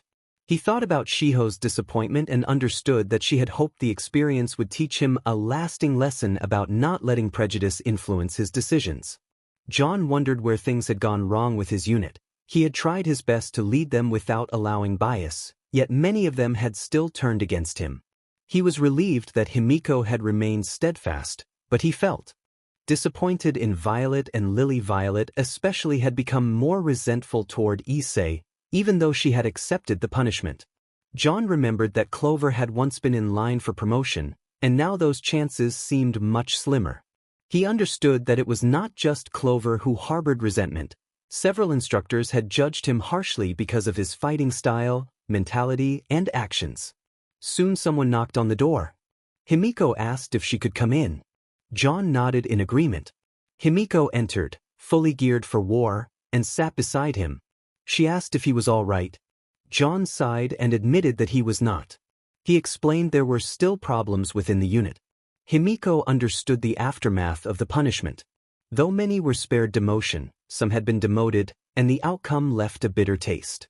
She reminded Jaune that the soldiers had made their own choices and that if Ferlin had allowed one of them to go, none of this would have happened. She suggested that, as a result, some of the team might hold grudges. Jaune agreed and worried aloud that some would indeed resent the man in question. Himiko reflected that Violet and Lily were obvious candidates for resentment, and she felt worried for them despite their actions. They were still friends, and they had to be watched. She urged Jaune to look after the team to prevent anyone from doing something reckless. She added that she had learned Violet had tried to ruin Issei financially by using connections to freeze his account. Jaune reacted with shock and then self-reproach. As leader, he felt responsible for ensuring cohesion and the well-being of his team, and he began to see where he had failed. Himiko encouraged him that they could still fix things, and that they had no choice but to be stricter. She reminded him of his sister Hyoudu's warning that this was not how a soldier in Arcadia should behave. Jaune considered her words and admitted that she was right. He confessed surprise at taking Hyoudu's advice but accepted that it was necessary. He resolved to stop being apologetic for others' actions, to assert his responsibility, and to set things right by being firmer. He acknowledged his hopes for Violet and worried that if she continued to nurse a grudge, it could destroy her. He spoke with renewed seriousness about taking the matter seriously. Himiko placed her hands on his and smiled warmly in response. She warned Jaune to ensure Violet's resentment toward Hyoudou did not deepen. She noted that Captain Ebi had lost 3 ranks and was on probation. His position was in jeopardy and could be lost if he did not learn. Jaune affirmed that he cared for the team, especially Violet. He admitted to feeling he had failed Scarlet but vowed not to fail Violet and to see that she did not follow a darker path. Himiko nodded and said that was enough. Then, shifting to the immediate task, Himiko asked if he was ready to go after the enemies. Jaune agreed and suggested they visit the restaurant Hyoudou had set up after the operation. He added that it would be just the 2 of them. Himiko blushed and asked if he was sure. Jaune reassured her that it would be only the 2 of them that Hyoudou tolerated. Himiko's blush faded as she realized what he meant. She felt a little let down that he still did not fully understand her feelings, but she was happy to have some private time with him. Jaune stood and told Himiko they had a war to win. She smiled and agreed, pleased to spend time with him. Later, in Issei's house in Midwest, Arcadia at 7:30 p.m., Issei wore an annoyed expression. He groused about the housing arrangement and questioned why she had been assigned to his place. Rossweiss looked irritated as well and said she had expected to have her own apartment, not to be living in his house. Issei sighed, pinching the bridge of his nose. He knew the William family had arranged this, and that Jonathan William had suggested Issei watch over her because of his background as a former criminal. The last thing Issei had expected was to share a room with someone he considered an enemy. He relented and told her he would show her the room and that there were plenty of spare rooms since he used only one. Issei asked if she had brought her belongings. Rossweiss nodded and promptly produced 2 suitcases and a bag. He retrieved his scroll, activated the door lock, and opened the entrance for her. He called back to see if she was coming. She answered that she was and followed him inside, still impressed by the advanced technology in the house and hoping not to provoke him. He led her to her room. The room featured exposed wooden beams on a vaulted ceiling, giving the space a rustic texture. A large lantern-style chandelier provided soft, ambient lighting that complemented the natural tones. One wall was constructed of rough stone, grounding the space with an earthy quality, and a leafy green hanging plant introduced life and vibrancy, contrasting subtly with the stone and wood. The other walls were painted in a soft, warm neutral color, helping to reflect light and enhance the inviting atmosphere. The bed was a substantial wooden frame with a cozy mix of pillows and throws in earth-toned fabrics, creams, browns, and soft grays that emphasized comfort and relaxation. A chunky knit blanket draped casually at the foot of the bed added texture and a lived-in feel. Matching wooden nightstands sat on either side of the bed, each topped with classic ceramic table lamps that emitted a warm golden glow. The floor was covered with a large area rug featuring a subtle, traditional pattern that added softness and defined the space. To the left, a cozy reading nook included a cushioned armchair next to a tall wooden bookshelf, neatly arranged with baskets, books, plants, and ambient lighting. The presence of a clock, framed pictures, and nature-inspired artwork contributed to a homely ambience. Rossweiss was surprised. Though the room was small, it was far from terrible. Issei nodded and told her that the room was hers. Rossweiss thanked him with an embarrassed tone and stepped inside to look around while Issei left to prepare dinner. He wanted to try some recipes and test a few ideas for the morning before finalizing part of his official menu. Rossweiss set up her belongings, putting clothes into the cupboards and arranging items on the table. Later she took a bath and relaxed, clearly enjoying the warm water and the calm atmosphere of the house. Issei sat in the living room watching anime and sighed at a quiet moment, deciding he might as well read the manga instead. He ate his pizza, finished his drink, and tidied up, tossing the packaging into a trash bin. He began to wonder what the Dragon Queen was doing. As her master, he had been tasked with keeping an eye on her. He rose and headed toward Rossweiss's room, his mind turning over several thoughts. Rossweiss was a dragoness, and not just any dragoness, but the queen of the Silver Dragon clan. She was their leader, and the idea of a clan leader working a humble job under the authority of a human felt almost unbearable to him. When Issei reached her door, he paused before knocking because he heard a voice inside, a mature voice addressing Rossweiss. He remembered being briefed by Jonathan Williams about Rossweiss and the Silver Dragon clan's history and realized she could only be speaking with one person. He suspected it was her older sister, Isha Melkf. Rossweiss answered that she was fine and admitted that the place she was in was not what she had expected. Issei decided not to intrude on their conversation and knocked anyway. Rossweiss told her sister that she would call later. Issei then asked if he could come in, and after a brief pause she allowed him inside. When Issei entered, Rossweiss had changed into more modest clothing suitable for the house. Issei took a deep breath and asked if she had adjusted well.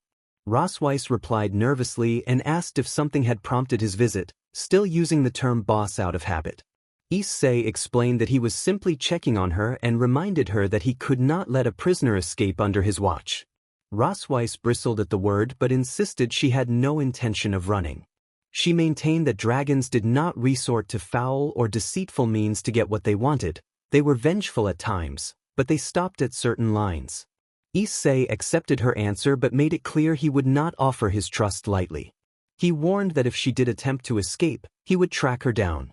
Rossweiss's annoyance deepened. She hated being mistrusted by someone she shared a living space with. Issei then asked that she stop calling him boss at home and call him by his name, Issei. Rosweiss remained silent. He added that if she wished to contact her sister, she should keep him informed. He did not want her arranging an attack from his hometown. With that, he closed the door and walked away. Alone, Rosweiss clenched her fists in frustration. She could not confront Decade even if she wanted to. She was stuck in a job she detested and had to serve time until her sentence was complete. She was responsible for the crimes committed by her people and had been confined as a citizen of the Midwest until her sentence ended. It might be years before she could see her homeland again unless Issei chose to go with her, which meant she was effectively bound to Arcadia for the foreseeable future. Issei paused in the hallway and glanced back toward her room, wondering if he had been too harsh. He shrugged to himself and decided that, for now, she needed to learn to temper her pride. Issei sighed that it was going to take a long time and wondered why he had agreed to this. His peaceful life would be more complicated from now on, but he reminded himself that Rosweiss was his responsibility. While she was under his care, he had to ensure she remained safe and well. He had wanted an employee, and now it was his time to act like a proper boss. He was preparing to check out when a commotion caught his attention. A dragon flew overhead and lunged toward them, whipping up a storm of wind that Issei narrowly evaded. Issei cursed as he heard footsteps approaching. Rosweiss arrived, wide-eyed with shock as she recognized the attacker. Issei indicated that the dragon was a friend of hers, but Rosweiss shook her head and corrected him, saying it was more like an enemy. She explained that the dragon belonged to the Red Dragon clan, known for arrogance and belligerence. Rosweiss insisted they needed to deal with it immediately and began to prepare to transform, but Issei stopped her by producing his Neo Deca Driver and announcing he would handle the threat. Rosweiss tried to object, but Issei's glare silenced her. She turned away and claimed indifference. Issei slid the Decade card into the driver and initiated the transformation. The transformation system announced Kamen Ride. Decade. He transformed into Decade and dodged a flaming slash aimed at him. Rosweiss watched as he engaged the dragon, responding with a series of precise strikes that pushed it back along the road. Issei kept an eye on his house and saw that it had not suffered significant damage. The dragon roared and charged again. Issei dodged and decided to escalate. He took out the 01 card, inserted it into the driver, and activated the next transformation. The system announced Kamen Ride 01. A mechanical yellow hopper manifested as part of his suit, and he completed the transformation into Kamen Rider 01. He declared that there was only one person to stop the dragon, and that person was him. The dragon unleashed flames and wind, but Issei moved with agility, releasing a streak of yellow lightning that struck the dragon's throat and jaw, forcing it to recoil. It responded with gusts of wind that shredded trees and scattered debris across the Wild West area, drawing the attention of Jonathan and Casey, who joined Rosweiss to watch the fight. Casey expressed shock at another dragon attacking, and Jonathan asked Rosweiss whether it was one of hers. Rosweiss shook her head and apologized, explaining that it was from another clan and that she regretted the attack. Jonathan told her he would report the incident to command so they would be aware. Rosweiss nodded in understanding. On the battlefield, Issei pressed the attack. He used the attaché caliber to land multiple strikes, and the dragon groaned and staggered under the impact. Issei then prepared his finishing move, bringing out the final attack ride for 01. He activated the final attack, and the system announced the maneuver. He launched the dragon into the air with a powerful upward kick and followed with a decisive flying kick of concentrated energy. The strike penetrated the dragon's defenses and sent it crashing backward, leaving it badly weakened and reeling. The dragon let out a wounded roar and glared at Issei as he landed a few feet away and warned that more could come. The onlookers were surprised. They had never seen a dragon take such a direct, decisive blow. Rosweiss, while concerned, was not entirely surprised, since she assessed this dragon to be a lower-class scout from the Red Dragons rather than a full warrior. Casey remarked on Issei's strength and how unexpected it was that he had managed to breach a dragon's defenses. Rosweiss explained that dragons are divided into classes and that a lower-class dragon might be a scout sent to gauge an enemy's capabilities. She suggested that it would be wise to foster good relations with other clans, since some were not on friendly terms with hers. Jonathan agreed to inform command. Issei then selected another card, the form ride for 01 metal cluster hopper. He inserted it into the Neo Deca Driver and activated the form change.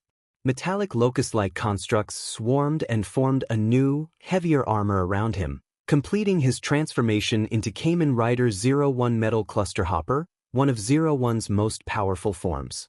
Issei turned his attention to the dragon and activated the attack ride card called Cluster Cells. He unleashed a barrage of cluster cells from his suit, forcing the dragon to cry out in pain. Issei demanded to know what the red dragons were planning. The dragon remained silent and tried to slash with a claw, but Issei dodged the strike and drew the Progrise Hopper blade to deliver 2 slashes aimed at its torso. More cluster cells swarmed, making the dragon reel and stagger in agony. The dragon finally stammered that they would not get away with this and vowed that they would find a way to defeat him and the Silver Dragon Queen. Rosweiss reacted with surprise, then gritted her teeth and urged Issei to handle the threat, warning that the red dragons were arrogant and prideful and needed to be shown the consequences of attacking their kingdom. Issei did not answer directly. He activated 01's final attack ride, Metal Rising Impact, and generated a swarm of cluster cells that formed a copy of himself to deliver a flying kick before dissipating into a drill. 01 then leapt, striking with a green energy-covered flying kick combined with the drill in a single, decisive blow. The dragon was overwhelmed and collapsed in a burst of energy as the cluster cells returned to Issei. The dragon shifted into human form with a soft glow, revealing a red-haired man in a torn shirt and jeans who looked severely weakened and injured. The three gathered as Issei reverted to his decade form and asked Jonathan what he planned to do next. Jonathan said they would send the man back to the Dragon Kingdom, groaning in frustration and noting that this was the second attack on his town. Issei nodded and told Rosweiss they should head home since there was nothing more to be done. Rosweiss nodded and went inside. Jonathan and Casey looked at the exhausted, red-haired man and acknowledged that they would have to send him away. They sighed, aware of the cleanup and consequences they would need to address and determined that the incident could not be ignored. 2 days later, at the William household in Arcadia at 10:30 p.m., Issei and Rosweiss looked around as Casey expressed relief that they had arrived on short notice. Casey mentioned that she had prepared a large meal and that the dragoness was a big eater, which embarrassed Rosweiss and drew an amused response from Casey. Casey then explained that her father had spoken with the Empress and wanted to discuss something important with them, which surprised Issei and Rosweiss. Issei asked whether another attack had occurred, and Casey confirmed that this time the incident had taken place in the magic cities under Elizabeth Arc, where mages trained to serve Arcadia. She reported that the red dragons had been involved along with other dragon races and that, given the mounting attacks and hospitalizations, Arcadia was considering a full-scale response. Rosweiss went pale at the thought that Arcadia might retaliate and realized that her family could come under scrutiny, especially her older sister Isha who lived there. Issei observed that with casualties being treated and the number of people in hospitals, Arcadia was likely to take action. He expressed relief that no Arc had been injured in this incident, which prompted Casey to nod. Rosweiss, stunned, remembered Issei's duel with Jaune Arc, heir to the Arcadian throne, and asked why Issei had not been punished for that confrontation. Issei explained that the duel had protected him from punishment and insisted that even a lethal outcome in such a duel would not have led to official retribution. He warned that if she or her dragons attacked an Arc, or harmed a member of the Juniper Arc family, Arcadia might launch a full invasion. Rosweiss shuddered at the warning and felt deep relief that she had been prevented from making such a dangerous mistake. Casey leaned forward with a serious, solemn tone and reminded them that Issei had used the duel to shield himself from the consequences. Otherwise he might have been at war with Arcadia.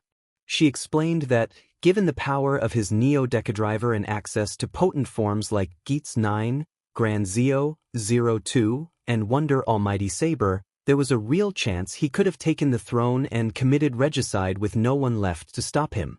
Rosweiss stared at Issei in utter shock at what he was capable of, though she understood he had shown no interest in such destruction and seemed to want only a normal life without constant trouble.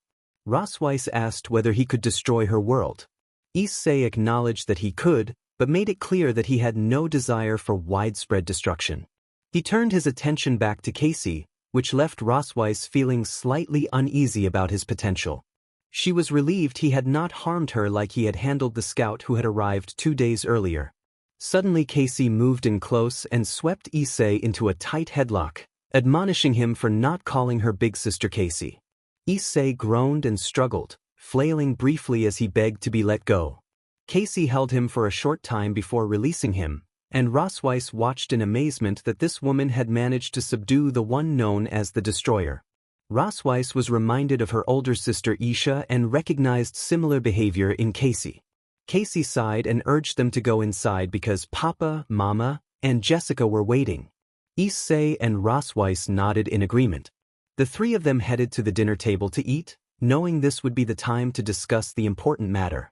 Issei looked at the bike as he started to drive off, showing off the ride while heading out to get some items. He spotted a tournament in the distance and vowed to one day participate in it.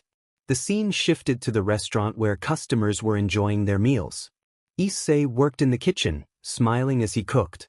Rosweiss moved among the tables serving guests while hiding a calculating expression. Issei noticed her and, with a snap of his fingers, froze her in place for a moment. She glared at him, but he returned to his cooking and made sure she stayed in line and did not cause trouble. In another sequence, Issei stood in his Decade suit facing an armed force. He engaged the soldiers with precise, stylized strikes that neutralized them one by one in a non-graphic, anime-style confrontation. One soldier prepared a rocket launcher and fired. The explosion flashed outward. In response, Issei transformed into Xaid and moved to protect the nearby civilians and disperse the attackers. When several mages launched a barrage of spells at him, Issei shifted into his wizard form to block and counter their magic with his own. The scene shifted to Rosweiss' room, where she spoke with a red-haired woman who teased and annoyed her, much to Rosweiss' frustration. They discussed the state of Rosweiss' clan, and Rosweiss smiled when the woman affirmed things were as she expected. Later, Rosweiss lay down to sleep thinking about Issei and reflected that he was not like the humans she had known elsewhere. When Issei returned, Rosweiss noticed him eating his usual pizza and strawberry sundae and felt annoyed. Issei picked her up briefly, and the two exchanged a tense glare before she left. He shrugged and went back to his meal. In a sudden, exaggerated gesture, Rosweiss slammed a huge piece of chicken onto his table, provoking a noisy bickering that drew looks from the others. Casey and Jessica sighed at the spectacle while William and another woman chuckled. The action then cut to a base where Issei, Rosweiss, and another ally stood ready. Issei changed into Decade, Rosweiss shifted into her dragon form, and the man donned a powered suit. Together they moved through the battlefield with signature attacks. Issei took down several adversaries with quick strikes and a dramatic dimensional kick. Rosweiss unleashed sweeping plasma beams that dispersed the enemy forces, and their allies struck with powerful airborne kicks. The coordinated, anime-style assault cleared the field. A figure in blue armor watched from a distance, walking away with a smirk beneath his helmet while holding a gun marked by a card reminiscent of Decade. A final shot framed a towering statue of a monster looming over the landscape. Issei glared, activated his ride booker, and vowed to defeat the creature once and for all. Opening end. William household, Arcadia, 10:45 p.m. At the William family dinner table, Issei and the others sat down to a hearty meal prepared by the household matriarch. Rosweiss took a bite of the chicken and exclaimed that she enjoyed it. Jessica smiled and explained that their mother had worked hard to prepare the food, anticipating a dragoness as a guest and making plenty for everyone. Jessica added that she had also prepared Issei's favorites, his chicken pizza and strawberry sundae. Issei munched on a huge slice of pizza without much ceremony and said that he liked it very much, prompting Rosweiss to cringe at his manners. Casey shook her head in amusement. This was simply Issei's way. Rosweiss remarked to Jessica that he had no manners, and Jessica reassured her that it was all right, explaining that Issei loved his food and drink and that their mother had made it with that in mind. Rosweiss sighed but continued to eat with proper manners, realizing she needed to get used to the household's rhythms. Jonathan introduced his wife, Annabelle William, and Rosweiss was surprised by her appearance, Annabelle was short, with long dark blonde hair and blue eyes, dressed in a white dress with a dark brown leather coat, black gloves, stockings, and high-heeled boots. Issei warned Rosweiss not to underestimate the woman despite her size, saying that Annabelle could be formidable when needed. Rosweiss understood and decided not to provoke anyone close to Issei. Annabelle asked how Rosweiss and Issei were enjoying the food. Issei said it was as good as always. Annabelle smiled and remarked that she knew Issei's tastes well. He had a high tolerance for alcohol but did not particularly like the taste, which was why he stuck to sundaes for dessert. She added that if one was part of the family, a strong tolerance was expected, and that the Williams were known for lively gatherings rather than light-headed ones. It was clear that the Williams regarded Issei as one of their own even if they did not always say so aloud. Casey in particular had formed a close, sisterly bond with him and cared for him deeply. Rosweiss watched the family interactions and quietly processed her place within the strange, warm dynamic. Rosweiss recoiled at the family's attitude, while Issei remained calm, knowing the family was known for an exceptionally high alcohol tolerance. Annabelle explained that it was not unreasonable. Their family owned one of the largest distilleries and breweries in all of Arcadia, and someone with a light tolerance could not contribute properly to the industry. Rosweiss considered the point and agreed that it made sense. Annabelle then asked about the food and the alcohol, and Rosweiss replied proudly that both were good and that dragons possessed a natural resistance to alcohol, so she did not get drunk easily. Annabelle chuckled, noting that almost everyone at the table handled their drink well. The only one who did not partake was Issei, but his refusal was due to taste rather than a low tolerance. Jonathan interrupted to bring up Empress Juniper's plans. He told Issei and Rosweiss that they needed to deal with the situation the Empress intended to create. He reminded them that Issei had volunteered to be responsible for Rosweiss in return for her services, since she had been the leader of the Silver Dragon clan, that made her his responsibility.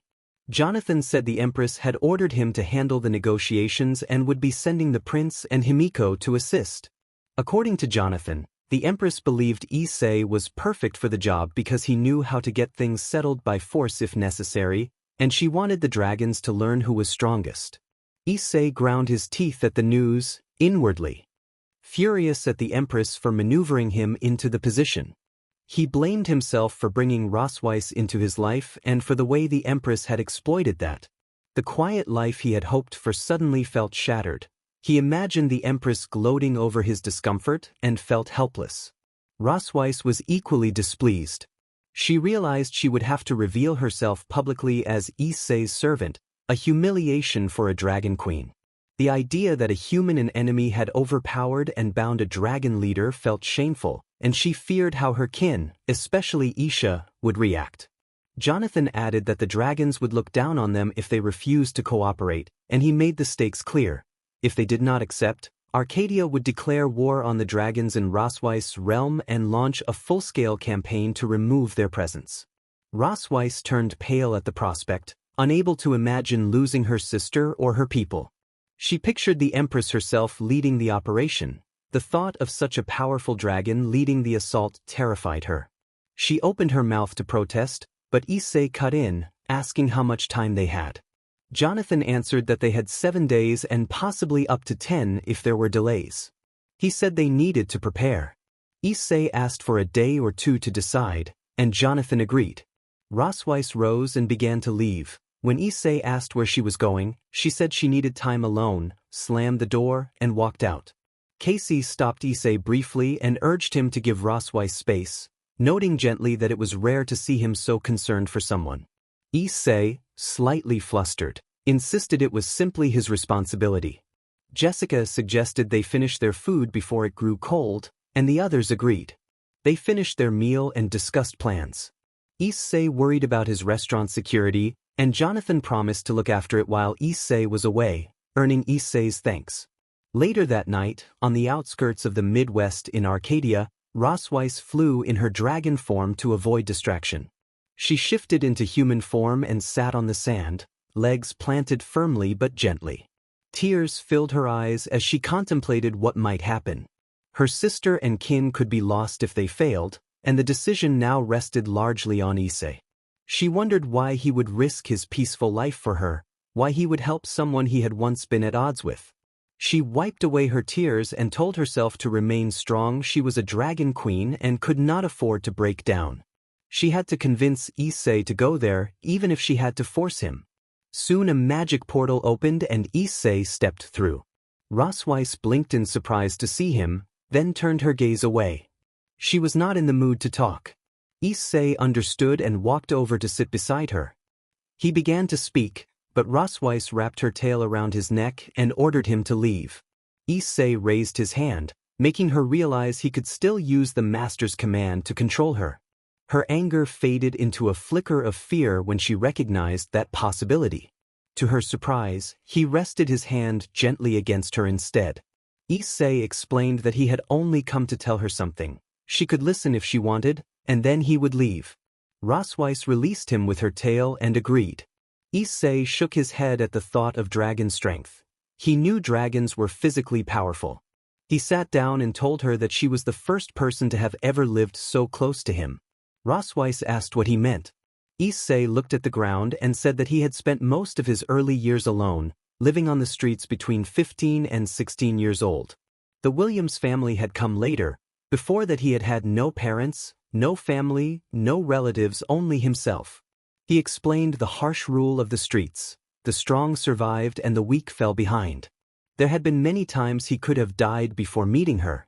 Unlike the sheltered children who went to the academy or the military, he had no privilege or safety net. Rosweiss listened in growing sorrow. When Rosweiss asked how he had survived, Issei answered that he had lived by theft and robbery, which made her pale. It was shameful for a dragon to steal unless driven by necessity. He said he had experienced starvation, beatings, and even worse from pursuers. His iron will had kept him alive. He had learned to treat his wounds and endure attacks that hardened him and made him strong enough to defend himself now. Rosweiss, moved by his confession, asked if he had ever had friends. Issei said no, most people on the streets had betrayed him for their own gain, and he had decided he had to become a lone wolf to survive. Rosweiss nodded, still horrified by his past. Issei remarked that she was lucky to have a sister and someone to look forward to. He had no one. He stood to leave, explaining that he had promised to depart after he had spoken, and that they had a day or two to decide whether to pursue negotiations. He began to open a portal home. Rosweiss wanted to stop him but hesitated, unsure if Issei truly wanted someone by his side. He had always kept his distance from others. A sudden chorus of roars drew their attention. A group of red dragons had arrived, likely alerted by their missing scout. Rosweiss tensed and began to gather a massive amount of purple magic energy. She shifted into her dragon form and charged. Issei watched as Rosweiss took on the attackers. In dynamic, anime-like combat, she moved with fierce precision, wrapping a tail around one dragon and taking it down, and unleashing powerful streams of flame and energy at the others. The dragons launched coordinated attacks with energy blasts and claw strikes, pressing her hard. Rosweiss cried out as she was struck, then retaliated with sweeping purple energy that lit the night sky. She noticed their defensive magic circles and grew frustrated. She refused to be bested. Rosweiss roared and intensified her assault, overwhelming many of the attackers.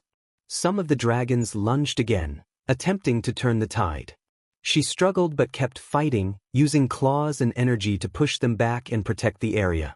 Rosweiss glanced at Issei and felt a flicker of annoyance that he did not join the fight. She grunted, thinking that humans could be selfish when it mattered. Rosweiss had no choice but to fight alone. When several dragons fell like flaming meteors and crashed to the ground, she was relieved to see they were no longer a threat. Issei noticed many more joining in, clearly planning to overwhelm her by numbers. Issei produced the Neo Deca Driver and a card, initiating his transformation into Kamen Rider Decade. He then used the Attack Ride Blast card and fired several energy shots at the dragons, forcing them back and alerting them to his presence. The dragons had not noticed the human before. Their priority had been to eliminate Rosweiss. Rosweiss scoffed and told him that it had taken him long enough. Issei explained that he had been deciding whether to help the Dragon Queen, and Rosweiss, gritting her teeth, replied that she did not need his help and could handle the mid-level dragons. She thought to herself that his lone wolf attitude would be difficult to tolerate if she had to live with him during her sentence. Issei ignored her protest and prepared Decade's final attack ride. He activated Decade's final attack, sending card projections into the sky. He then fired a supercharged shot that struck several dragons, destroying them in brilliant bursts of light. Rosweiss told him again that she had not asked for his help, and Issei answered that he did what he pleased and did not need permission to fight. Rosweiss only grumbled, then resumed unleashing flames against the remaining dragons while Issei kept them at a distance with the ride booker, allowing her fire to finish them off. Issei changed approach and produced the Fui's Excel card, using the Neo Deca Driver to assume Kamen Rider Fui's Excel mode. A surge of energy transformed him for enhanced speed and power. Rosweiss, having just freed herself from a dragon grasp, glared at the seemingly endless tide of attackers and continued to rain fire down on them. Issei told Rosweiss his plan, to cluster the dragons into a single nearby group and leave the rest to him. Rosweiss hesitated but agreed with a warning that she would hold him accountable if it failed. She used beams of energy and a sweeping tail strike to force the dragons together, and when some tried to escape she pinned them in place with more flames. Rosweiss noticed Issei fiddling with his wrist device and placing something on his leg, and she bristled at the thought that he might be planning something risky. Issei then activated his device. In an instant he vanished and, to Rosweiss' surprise, red drill-like projections appeared on each dragon. The dragons detonated in controlled bursts of energy, eliminating several at once in a dazzling display. Rosweiss was taken aback by how effectively Issei could take down so many at once. Something landed on her back, and when she turned she found Issei standing there. She demanded to know how he had reached her. Issei explained that his watch let him move at speeds far above normal human limits on the order of 1,000 times faster, boosting his speed, jump height, and strength and allowing him to perform several rapid final attacks in quick succession, though the effect only lasted 10 seconds. Rosweiss listened and nodded in understanding, still stunned by what he was capable of. Issei asked if they were done, and Rosweiss hoped they were, then invited him to get down. Before he could respond, more dragons approached. Issei admitted that he had jinxed it and outlined a new plan. On his signal, Rosweiss should grab him and throw him at the incoming group. Rosweiss protested that he would be burned, but Issei insisted that he knew what he was doing. He took out a different ride card, the one for Kamen Rider Kabuto. Rosweiss gave a reluctant nod. Issei opened the Neo Deca Driver, inserted the Kabuto card, and transformed into Kamen Rider Kabuto as the helmet completed his masked form. He signaled Rosweiss to act. She grabbed him from behind and flung him toward the dragons. As he flew through the air he opened the Neo Deca Driver, inserted the attack card, and braced himself while the dragons unleashed their flames. Attack ride, clock up. When Issei activated the card, everything slowed to a crawl. He moved with effortless precision, evading the dragon's strikes and landing on the creatures. Issei announced that it was time to begin and began using the Kabuto Kanagan to strike and fire multiple projectiles. He leapt from one dragon to the next, repeating the pattern and badly damaging each one. Seeing the last dragon still standing, Issei prepared the finishing move.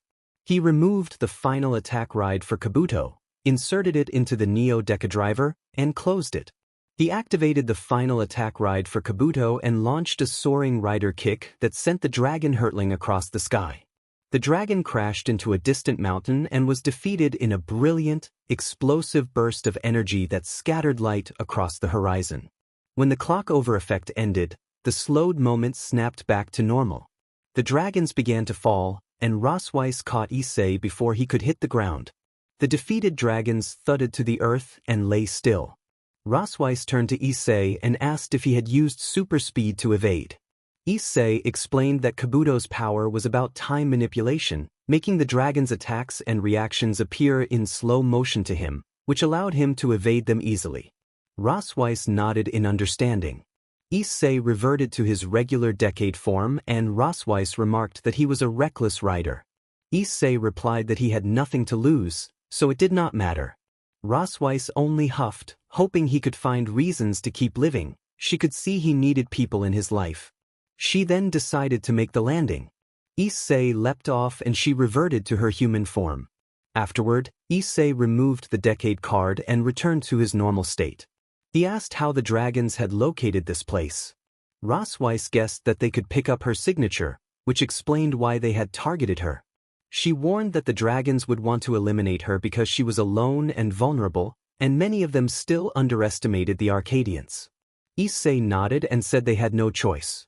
He opened a portal and announced that they would go to Arcadia to begin negotiations. Rosweiss expressed surprise that he would take the negotiations to her world, asking why he would go. Issei explained that the red dragons would keep harassing them, and it was better to settle the matter now. They had 7 days to plan and make this work. If war started, his quiet life would be gone. Rosweiss was stunned that he agreed, but she saw his point. Issei asked if she was coming.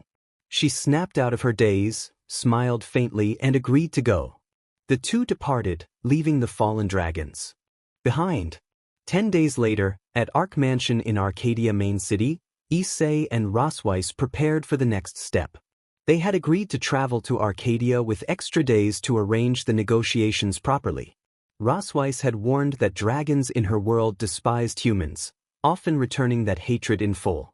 She explained that the mutual disdain had fueled a long-standing conflict and advised Issei to keep the driver at his waist in case of an attack. The team was assembled and ready to leave by the 10th day. Issei had grown to tolerate Rosweiss, though he still felt awkward about meeting Jaune and Himiko after a long absence. They waited at the entrance of the Arc family mansion, a grand bridge-like structure with trees and small pillars, waterfalls tumbling off the cliffs and outposts for the royal guards that protected the Arc family. The beauty of the compound belied the tense purpose of their visit. Issei confirmed that they needed to meet Rosweiss' older sister. Rosweiss nodded and explained that her sister was the only one who could be spoken to. If things went wrong and war began, at least the silver dragons might be spared from the worst of the conflict if her sister intervened. Issei acknowledged that if Arcadia went to war, their planet would not survive the power difference. Rosweiss agreed. Issei voiced concern about how humans would respond given the mutual hatred between the races.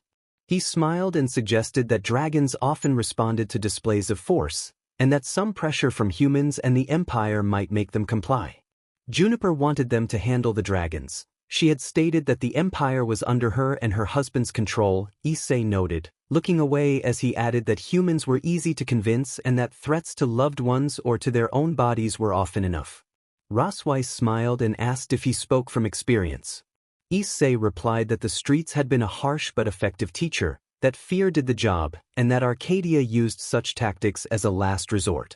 He then said that the sooner they finished, the sooner they could end the battle and return to a quiet life. Rosweiss hummed and nodded, then asked whether they would have guard duty for the prince. Issei said he hoped not and made it clear he would not be responsible for protecting a reckless prince. Rosweiss pointed out that she was not in the army or part of his bodyguards, and Issei added that the prince was half-dragon and should be able to protect himself. Rosweiss accepted that and asked when they would leave. Issei answered that they would depart when their guests arrived. She looked toward the road and soon spotted Jaune, Himiko, and Juniper approaching, accompanied by another man, Nicholas Arc, the current emperor of Arcadia. Nicholas was tall with long, pale yellow hair. He wore blue garments trimmed in gold, some of which draped like a cape, and silver armor covered his arms and legs, secured with multiple straps. A bow and a quiver of arrows were holstered on his back. Rosweiss expressed surprise that Issei had never seen the emperor in person.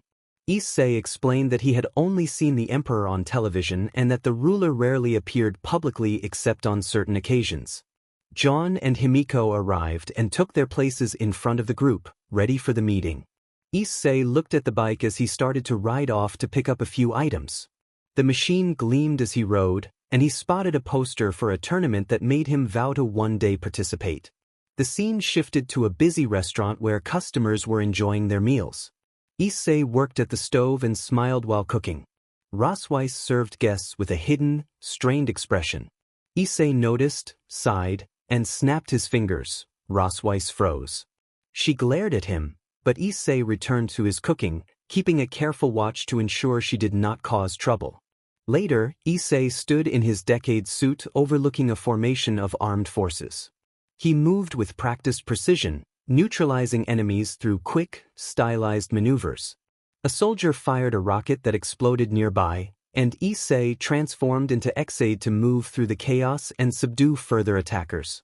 As several mages launched a coordinated assault, Issei shifted into his wizard form to shield himself and counter with controlled magical strikes. The scene shifted to Rosweiss's room, where she talked with a red-haired woman who teased her, causing Rosweiss visible frustration. Their discussion turned to the state of Rosweiss's clan, and Rosweiss smiled at a hopeful detail in the conversation. Later, she thought about Issei before going to sleep, reflecting that he was not as callous as some humans. When Issei returned, Rosweiss found him eating his usual pizza and a strawberry sundae, and she grew annoyed. Issei picked her up briefly, and the two exchanged a tense glare before Rosweiss left. Issei shrugged and continued his meal.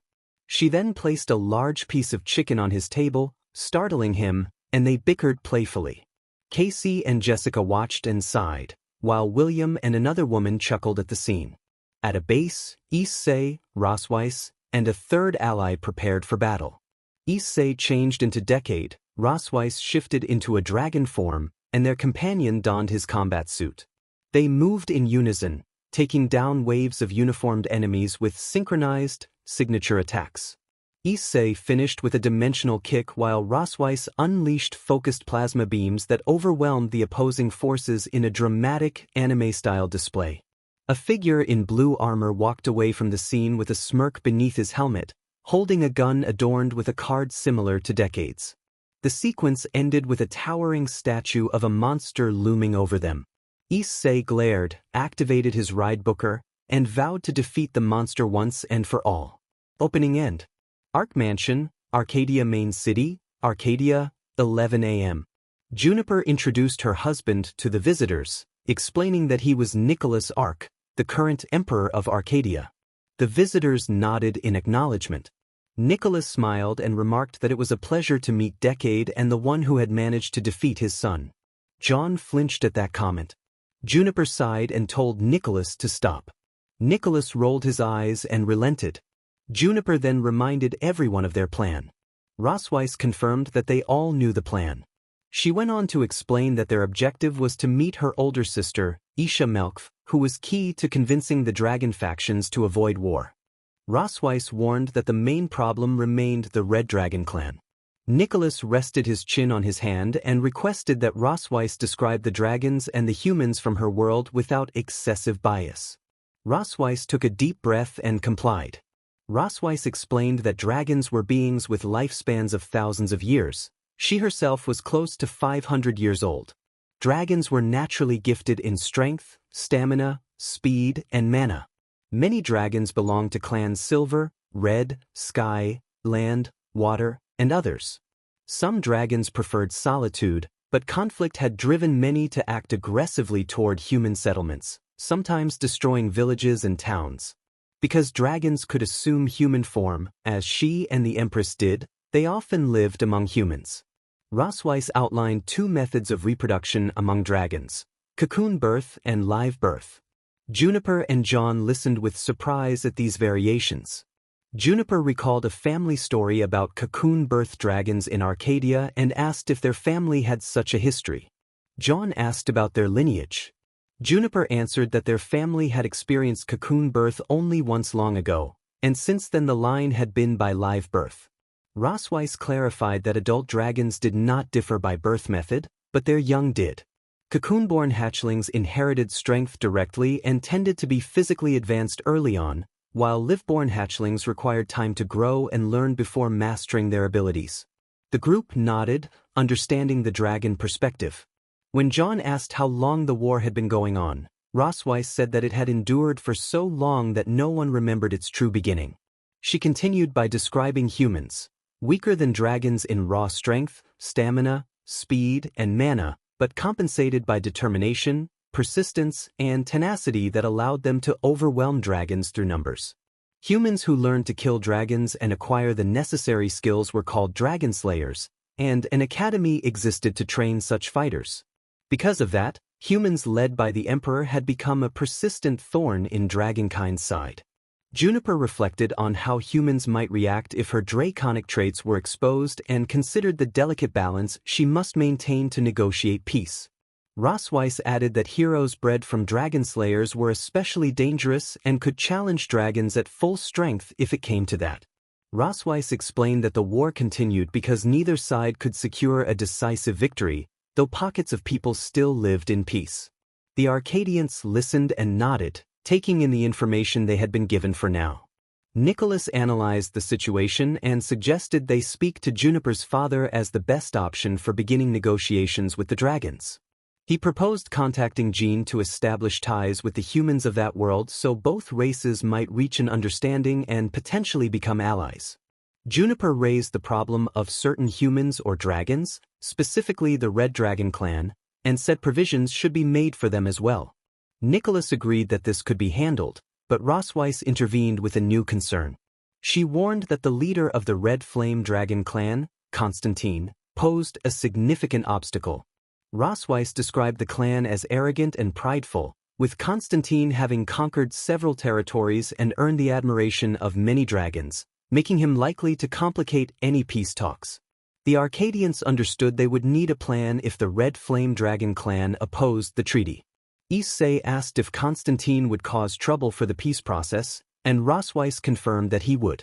Juniper then suggested the Arcadians depart for the time being, and the others consented. Juniper turned to Nicholas and asked him to have Jade prepare the portal.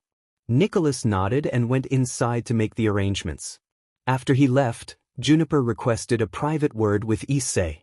Later that noon inside the Arc Mansion's visitor's room, Juniper told Issei she had a request.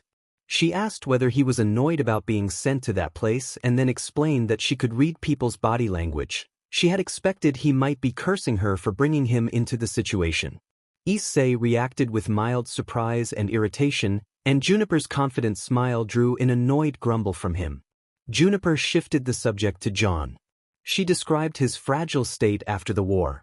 With Clover on probation and the 1-5 unit weakened, Jaune had lost many friends and some members of the unit remained in comas, including Violet and Ferlin.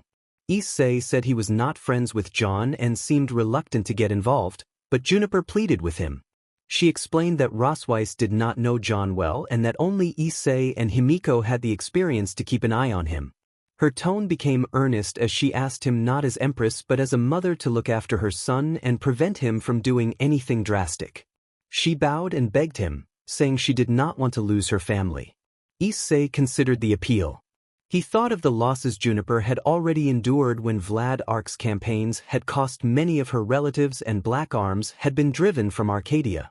He agreed to help, but imposed one non-negotiable condition.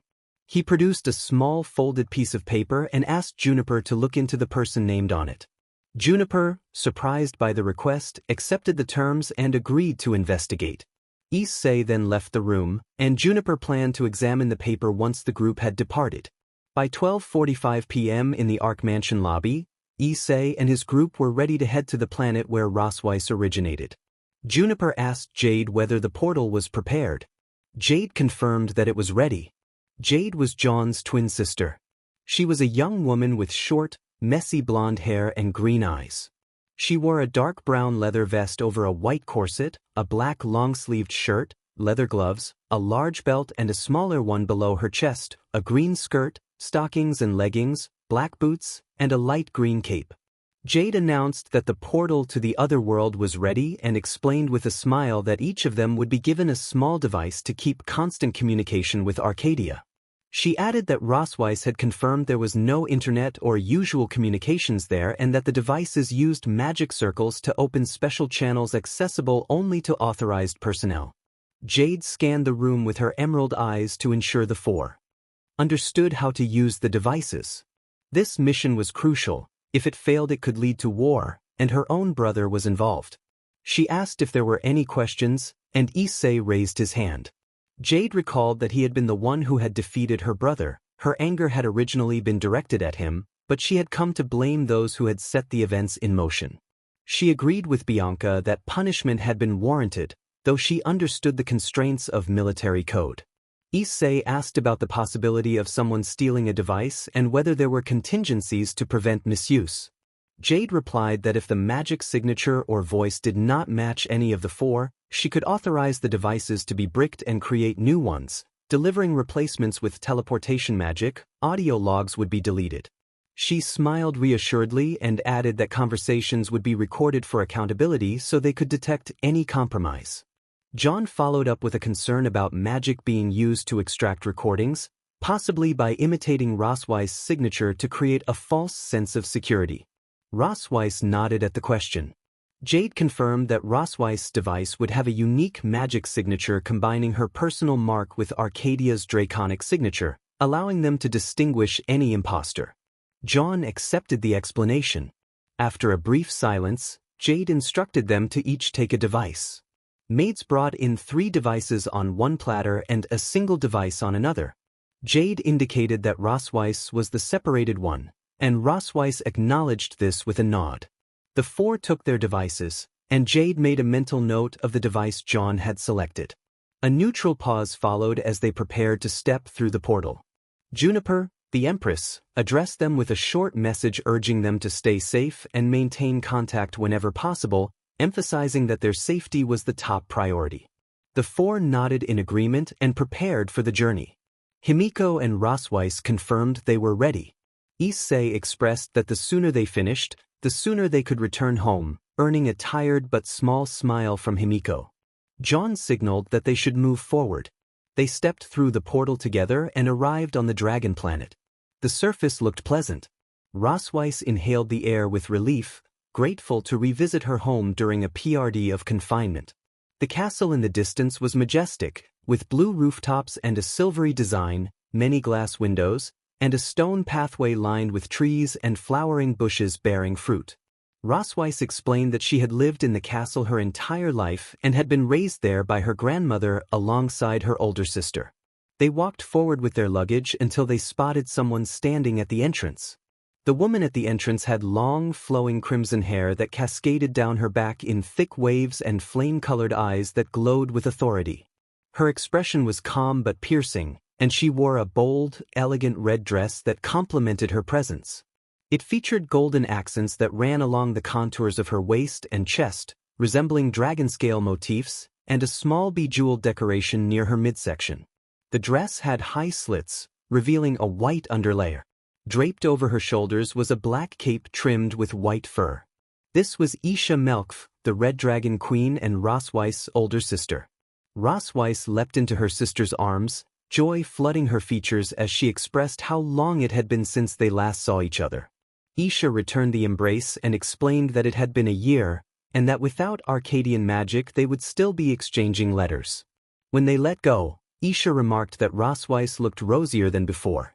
Rosweiss blushed slightly and stammered that she did not think so. Isha looked around and asked whether these were the Arcadians who had come for negotiations. Rosweiss nodded and confirmed. She then introduced Himiko Murata and the Prince of Arcadia. Jaune. Himiko inclined her head in acknowledgement. Isha realized immediately who Jaune was, recognized his position as prince and heir, and offered a respectful bow while stating that it was an honor to see him. Jaune returned the bow and asked to be called Jaune. Rosweiss introduced the last guest as Issei Hyoudou, the one she had spoken about previously. Isha recognized him as the person who had defeated and subdued her in combat, which had bound her to him as his subordinate. She approached and offered a formal greeting to Hyoudou Issei.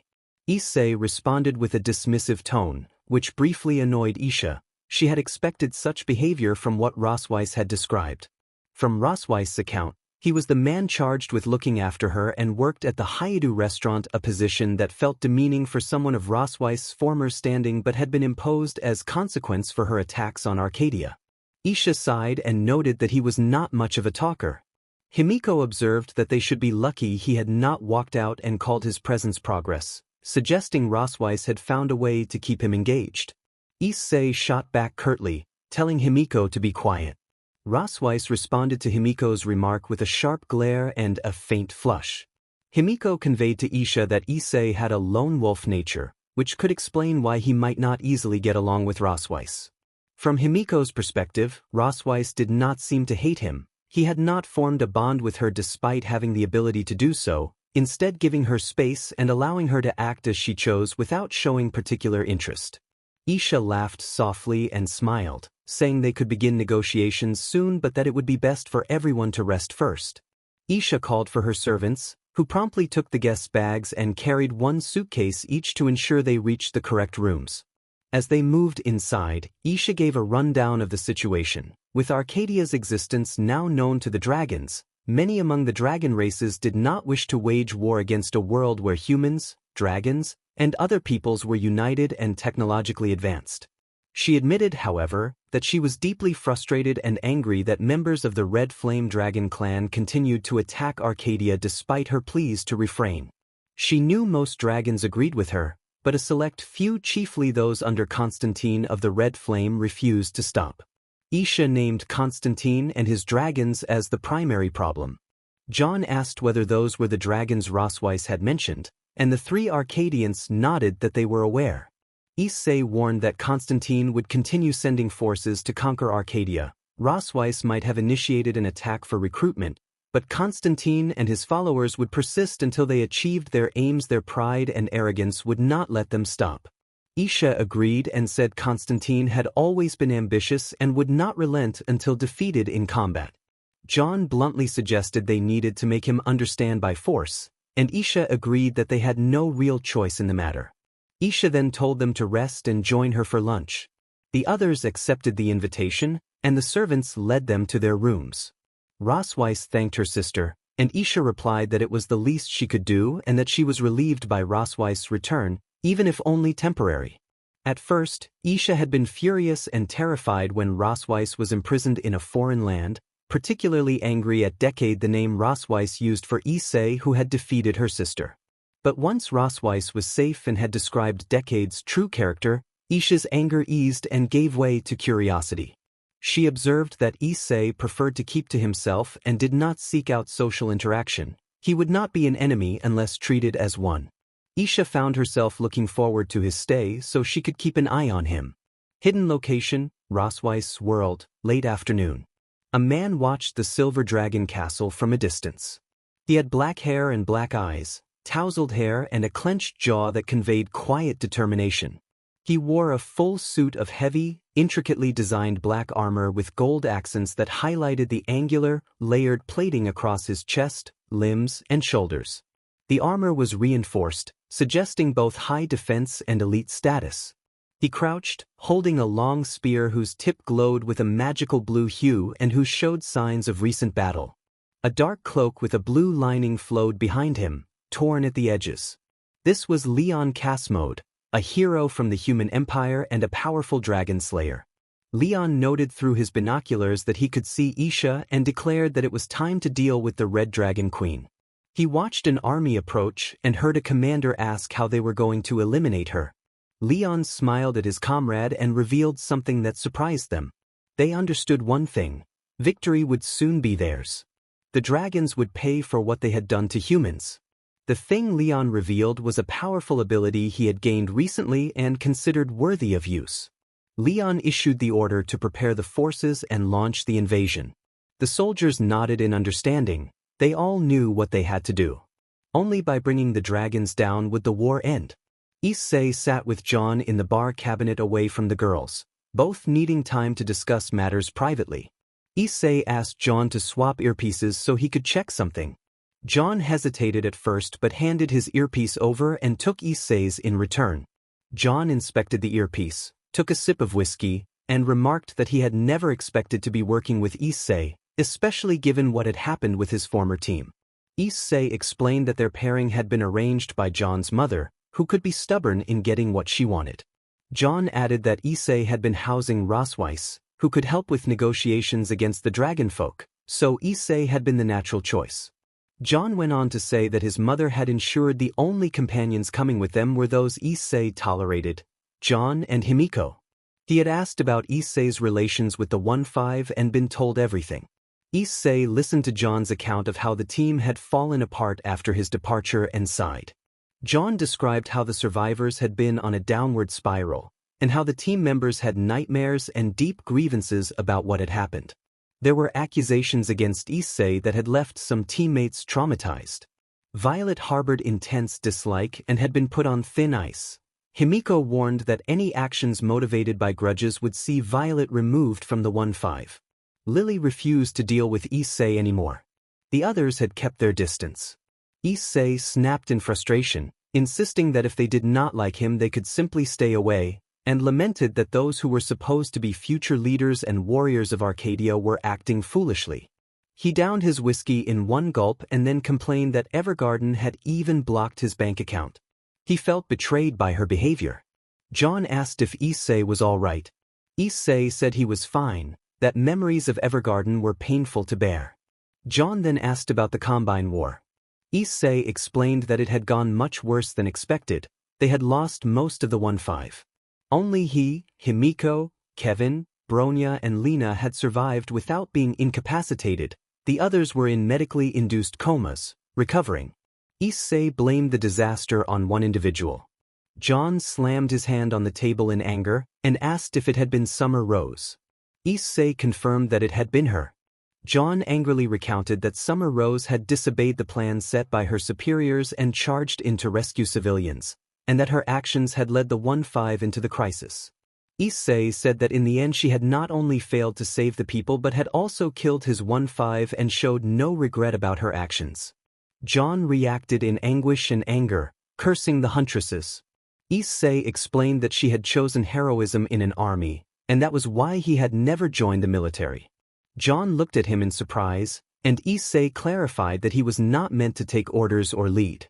He admitted he would likely become a screw-up like Summer Rose, with men dying under his command and himself ending up court-martialed and disgraced. Jaune insisted that Issei would make an excellent officer, but Issei responded that he was not the military type and that joining had cost his parents their lives. While many people would be comfortable serving under an arc, he was not one of them, so he preferred to choose his own path away from the military and, if necessary, away from most of the others who believed in that life. Issei stood up and headed into the hallway. Jaune called after him, but Issei kept walking. Jaune groaned in frustration and muttered that Issei was a difficult man. As Issei walked, he noticed Himiko standing in the corner by the wall. Outside the room, he sighed and asked if she had heard everything. Himiko nodded, and Issei told her not to expect him to paint a buddy picture with her friends. He walked on. Himiko looked down and then turned to Jaune, who was drinking away his sorrows. She rushed to him to try to stop him. He was going through a lot, and Issei's bluntness had not helped. She could not fully blame Issei for being blunt. He had always been that way. Issei looked at the bike as he started to drive off. The bike showed off the ride while he headed out to pick up some items. He spotted a distant tournament and vowed to one day participate in it. The scene shifted to the restaurant, where customers were enjoying their meals. Issei worked in the kitchen and smiled as he cooked. Rosweiss served guests while masking a cold expression. Issei noticed her and sighed, then snapped his fingers to freeze her briefly. Rosweiss glared, and Issei returned to his cooking. He kept an eye on her to ensure she did not cause trouble. Later, Issei stood in his decade suit, looking down at a formation of armed forces. He fired precise energy bursts that neutralized the soldiers and scattered their ranks in a flash of stylized, non-graphic action.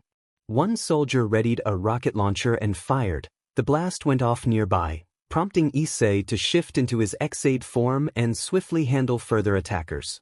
When several mages unleashed magical attacks, Issei transformed into his wizard form to block and counter their spells with his own magic. The scene moved to Rosweiss's room, where she talked with a red-haired woman who teased and annoyed her.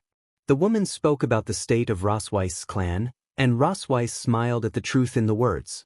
Afterward she went to sleep thinking about Issei and reflected that he was not as bad as many humans. When Issei returned, she found him eating his usual pizza and a strawberry sundae and felt annoyed. Issei lifted his head and sighed. The two exchanged glances. Rosweiss left, and Issei shrugged and continued eating, only to be startled when she slammed a large piece of chicken onto his table. The unexpected gesture shocked him and sparked a bickering exchange. Casey and Jessica watched and sighed. while William and another woman chuckled. The scene shifted to a base where Issei, Rosweiss, and another man stood ready. Issei changed into Decade, Rosweiss assumed her dragon form, and the man entered his suit. They launched a coordinated, anime-style assault. Issei used quick, decisive strikes to disable enemy combatants. Rosweiss unleashed powerful plasma beams that overwhelmed their foes, and the man performed acrobatic aerial kicks. They finished with a dimensional kick and a sweeping plasma barrage that routed the opposing force. A figure in blue armor walked away from the battlefield with a smirk beneath his helmet, holding a gun and a card resembling Decades. The final shot showed a towering statue of a monster looming over them. Issei glared and activated the ride booker, resolved to defeat the monster once and for all. End of opening. Isha's Castle, Rosweiss World, 12:30 a.m. Issei moved through the castle hallway toward Rosweiss' room. Near the balcony he found Isha Melkf drinking wine. Isha sensed him and called Decade over, inviting him to have a drink with her. Issei looked down, sighed and agreed to join her. Isha explained that the wine was a specialty produced by their kingdom and offered him a glass. She poured and handed the glass to Issei, warning him not to fall off the mansion. Issei insisted he would not fall and took a small sip, surprised by how good it tasted. Isha asked how he liked it, and Issei replied that it was good. Isha chuckled and said she was glad he enjoyed it, then took a sip of her own.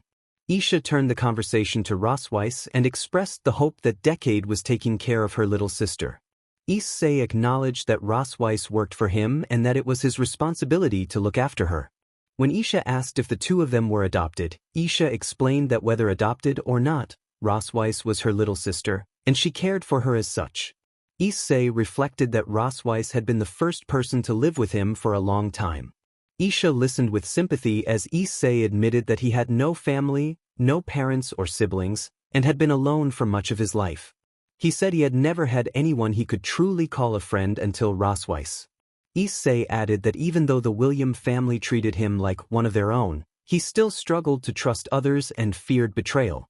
Isha understood that he had closed off his heart because of a difficult past. Isha poured another glass for him and for herself, then encouraged him to open up eventually. She suggested that having people he could trust and share life with would make life more enjoyable. Issei said he was not sure, and Isha told him to take his time but asked a simple, pointed question about why he was living if he insisted on staying alone. He had not expected the question. Isha then asked whether Ross would eventually have to return and what he would do then, who he would speak to or socialize with, and whether he planned to be alone forever. Issei looked down and admitted that he did not know. Isha smiled, understanding that her point had reached him, and she reminded him that people called him a wolf. She clarified that she meant his teammates and told him that, like dragons, even loners eventually needed a pack and companions. Issei nodded, absorbing her challenge. She was the first to confront his ideology not about survival skills but about the reason he kept going and who he lived for. Many had questioned how he would survive without allies. He had proven them wrong with his skills and by fighting on his own. Others had insisted that without teamwork he would not succeed, and he had again disproved them through his deeds. But Isha's question who he would live for left him without an answer for the first time. He truly had no one to live for. Issei started to speak, but a tremor ran across the field and interrupted him. Isha reacted with alarm, asking what was happening. Issei echoed the question, and Isha admitted she did not know. Dragon maids rushed into the room. One maid reported to her lady that they were under attack. Isha put her glass down and demanded to know who was attacking. The maids exchanged looks, and one reported that humans were the attackers. Isha's anger flared. She was furious at the audacity of an attack in the dead of night while many were resting. She called for action and told Decade that was how she addressed Issei that she would alert the others. Issei groaned and set his glass down. He realized sleep would not come easy that night. Issei and Isha headed toward the attack zone. Issei strapped the Neo Deca Driver around his waist. Rosweiss and Himiko joined them, surprised at the sudden assault. Rosweiss asked how it had happened, observing their kin struggling against humans who seemed to be using dragon-slaying weapons. Issei explained that the humans had attacked while they expected the dragons to be sleeping, and the others acknowledged it as a predictable tactic. Himiko reported that Jaune had drunk too much and was resting but would join them shortly. Issei nodded and prepared to move forward. He drew the Decade card, inserted it into the driver, and initiated his transformation into Kamen Rider Decade.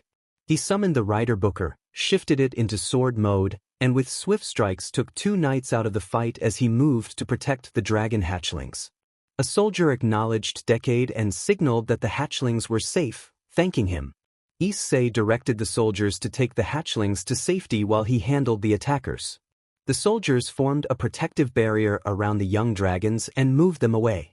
One soldier accused Decade of treachery for working with dragons and charged, but Issei met their blades with the Rider Booker, parrying and returning strikes in a precise, non-lethal style.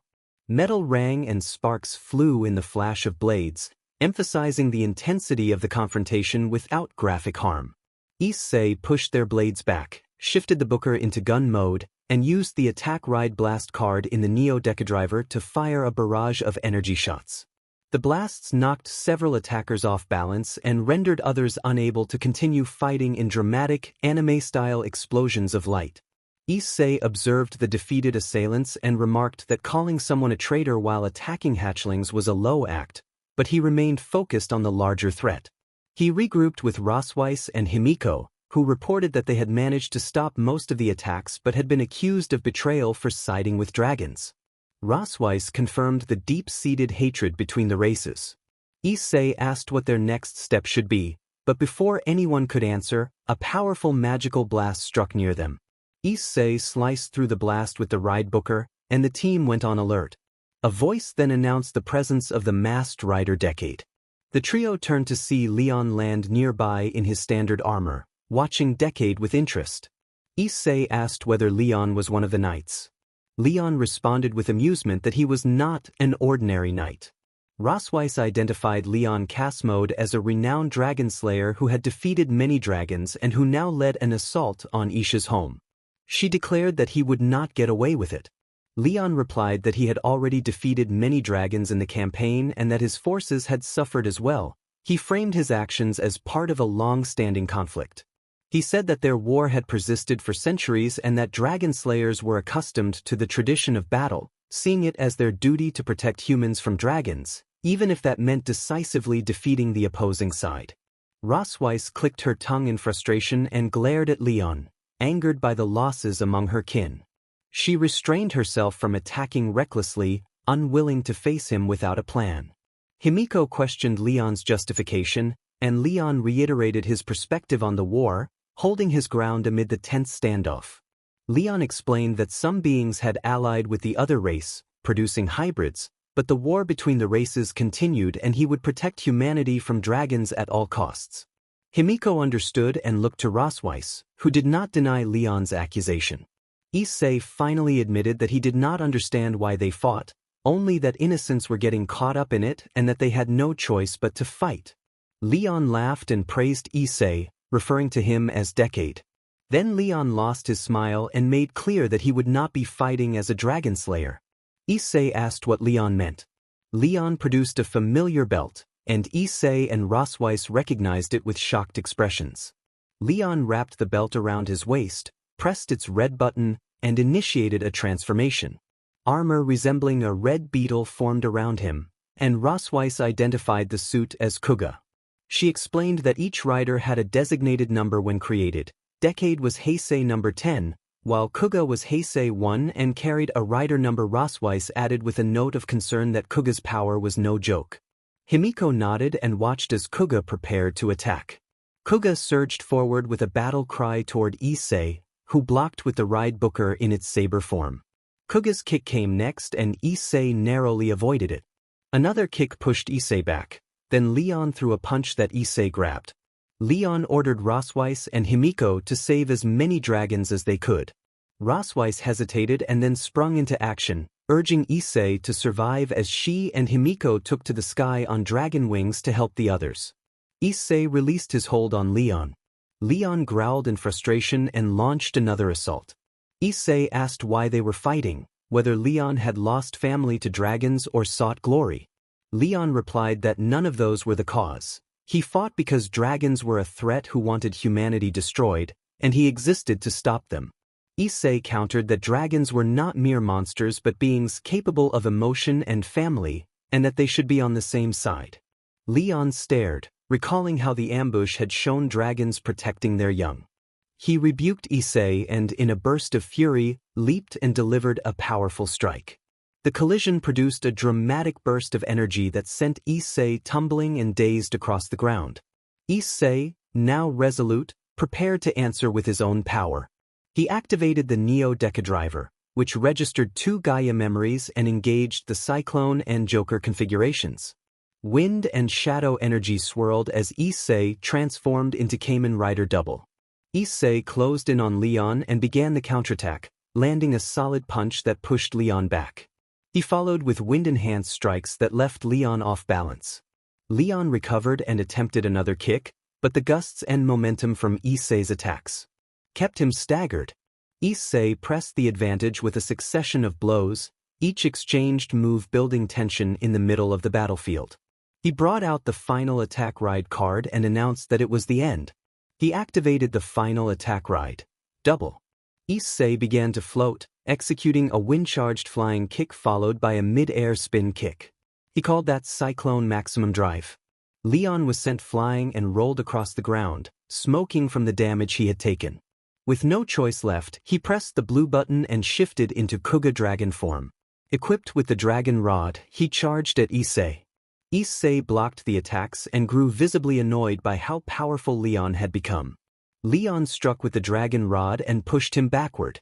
Issei ducked to avoid a swipe and then blocked another strike from the side. Leon leaped roughly 30 meters into the air and aimed a blow at Issei's head to force him out of his form. Issei used a gust of wind to disrupt Leon's balance, holding him off until Leon landed and forced him to dodge. Leon, growing more frustrated, used Splash Dragon followed by an aerial move aimed at the torso, charging his rod and directing the blow at Issei's chest in the hope of finishing him. He smirked, convinced he had defeated Decade. A voice then remarked that it was not bad. Issei had blocked the dragon rod with his bare hands. He praised Leon for his combat training, noting that Leon had done well even in his first time as Kuga. Leon reacted with surprise and confusion, questioning how the attack had failed to force Issei out of the form. Issei explained that Double was the result of combining Cyclone and Joker, and that he had prepared a new form for this fight. He removed the Heat Metal form ride card and inserted it into the Neo Deca Driver to assume Double Heat Metal. 2 symbols appeared on the side, one red for heat and one gray for metal, and the colors of Double changed to match Double Heat Metal. Issei was now armed with his own staff, the Metal Shaft. He attacked with the Metal Shaft, clashing against Leon's staff as the two engaged in a rapid exchange. Issei activated the heat side to overheat his strikes, unleashing burning attacks that forced Leon back. Outmatched again, Leon produced another card. Issei activated the final attack ride once more and announced that he would see if Leon could withstand 2 finishers. He executed Metal Maximum Drive, igniting one or both ends of the metal shaft and delivering a powerful final sequence of strikes. The relentless assault loosened Leon's grip on the dragon rod. Leon struggled to block the blows, grunted and crashed backward, dropping the dragon rod and rolling on the ground. Issei turned to him and told him to give up, insisting that Leon was outmatched. Leon gritted his teeth, refusing to accept defeat. He shakily rose despite his injuries and prepared to change forms again. At the castle entrance in Rosweiss's world, around 2 in the morning, Rosweiss and Himiko had subdued most of the humans attacking the area. Those who refused to surrender were overwhelmed by the dragoness's fire. Isha arrived with a recovered Jaune, and Jaune quickly checked if Rosweiss and Himiko were all right. Himiko confirmed they were fine and said they had neutralized most of the attackers. Himiko explained that many of the soldiers had surrendered, but some dragons had fallen in the ambush and several attackers had abandoned the army. Rosweiss flinched at the loss, knowing she could not save all her kin. Isha noted that they had secured the perimeters and asked about the leader, the Dragon Slayer. Before Rosweiss could answer, a soldier loudly insisted that Leon Casmode was one of their strongest and would not lose to the dragons. He began to boast that Leon would defeat anyone who stood in his way. Himiko responded by punching the soldier, knocking him out, and the others fell silent in stunned fear. Himiko smiled and said she would gladly put anyone to sleep again if they caused trouble. The remaining soldiers, afraid, quickly denied wanting to speak further. They turned their attention to logistics. Himiko and Issei discussed suitable holding cells for the prisoners, and Issei suggested a secure cell house they maintained. Rosweiss whispered to Jaune that Himiko really could command others, and Jaune agreed, explaining that was why she was considered the group's dependable mom figure. They watched the captured soldiers being taken away for questioning. Rosweiss told Jaune they needed to inform his parents about the attack. Jaune said he was planning to do so and that with the assault underway they had to make them aware. Everyone knew their only option was to stop the attack and to confront Leon Casmode, who was Kamen Rider Kuga, at all costs. Otherwise their alliance and everything they had worked for could collapse.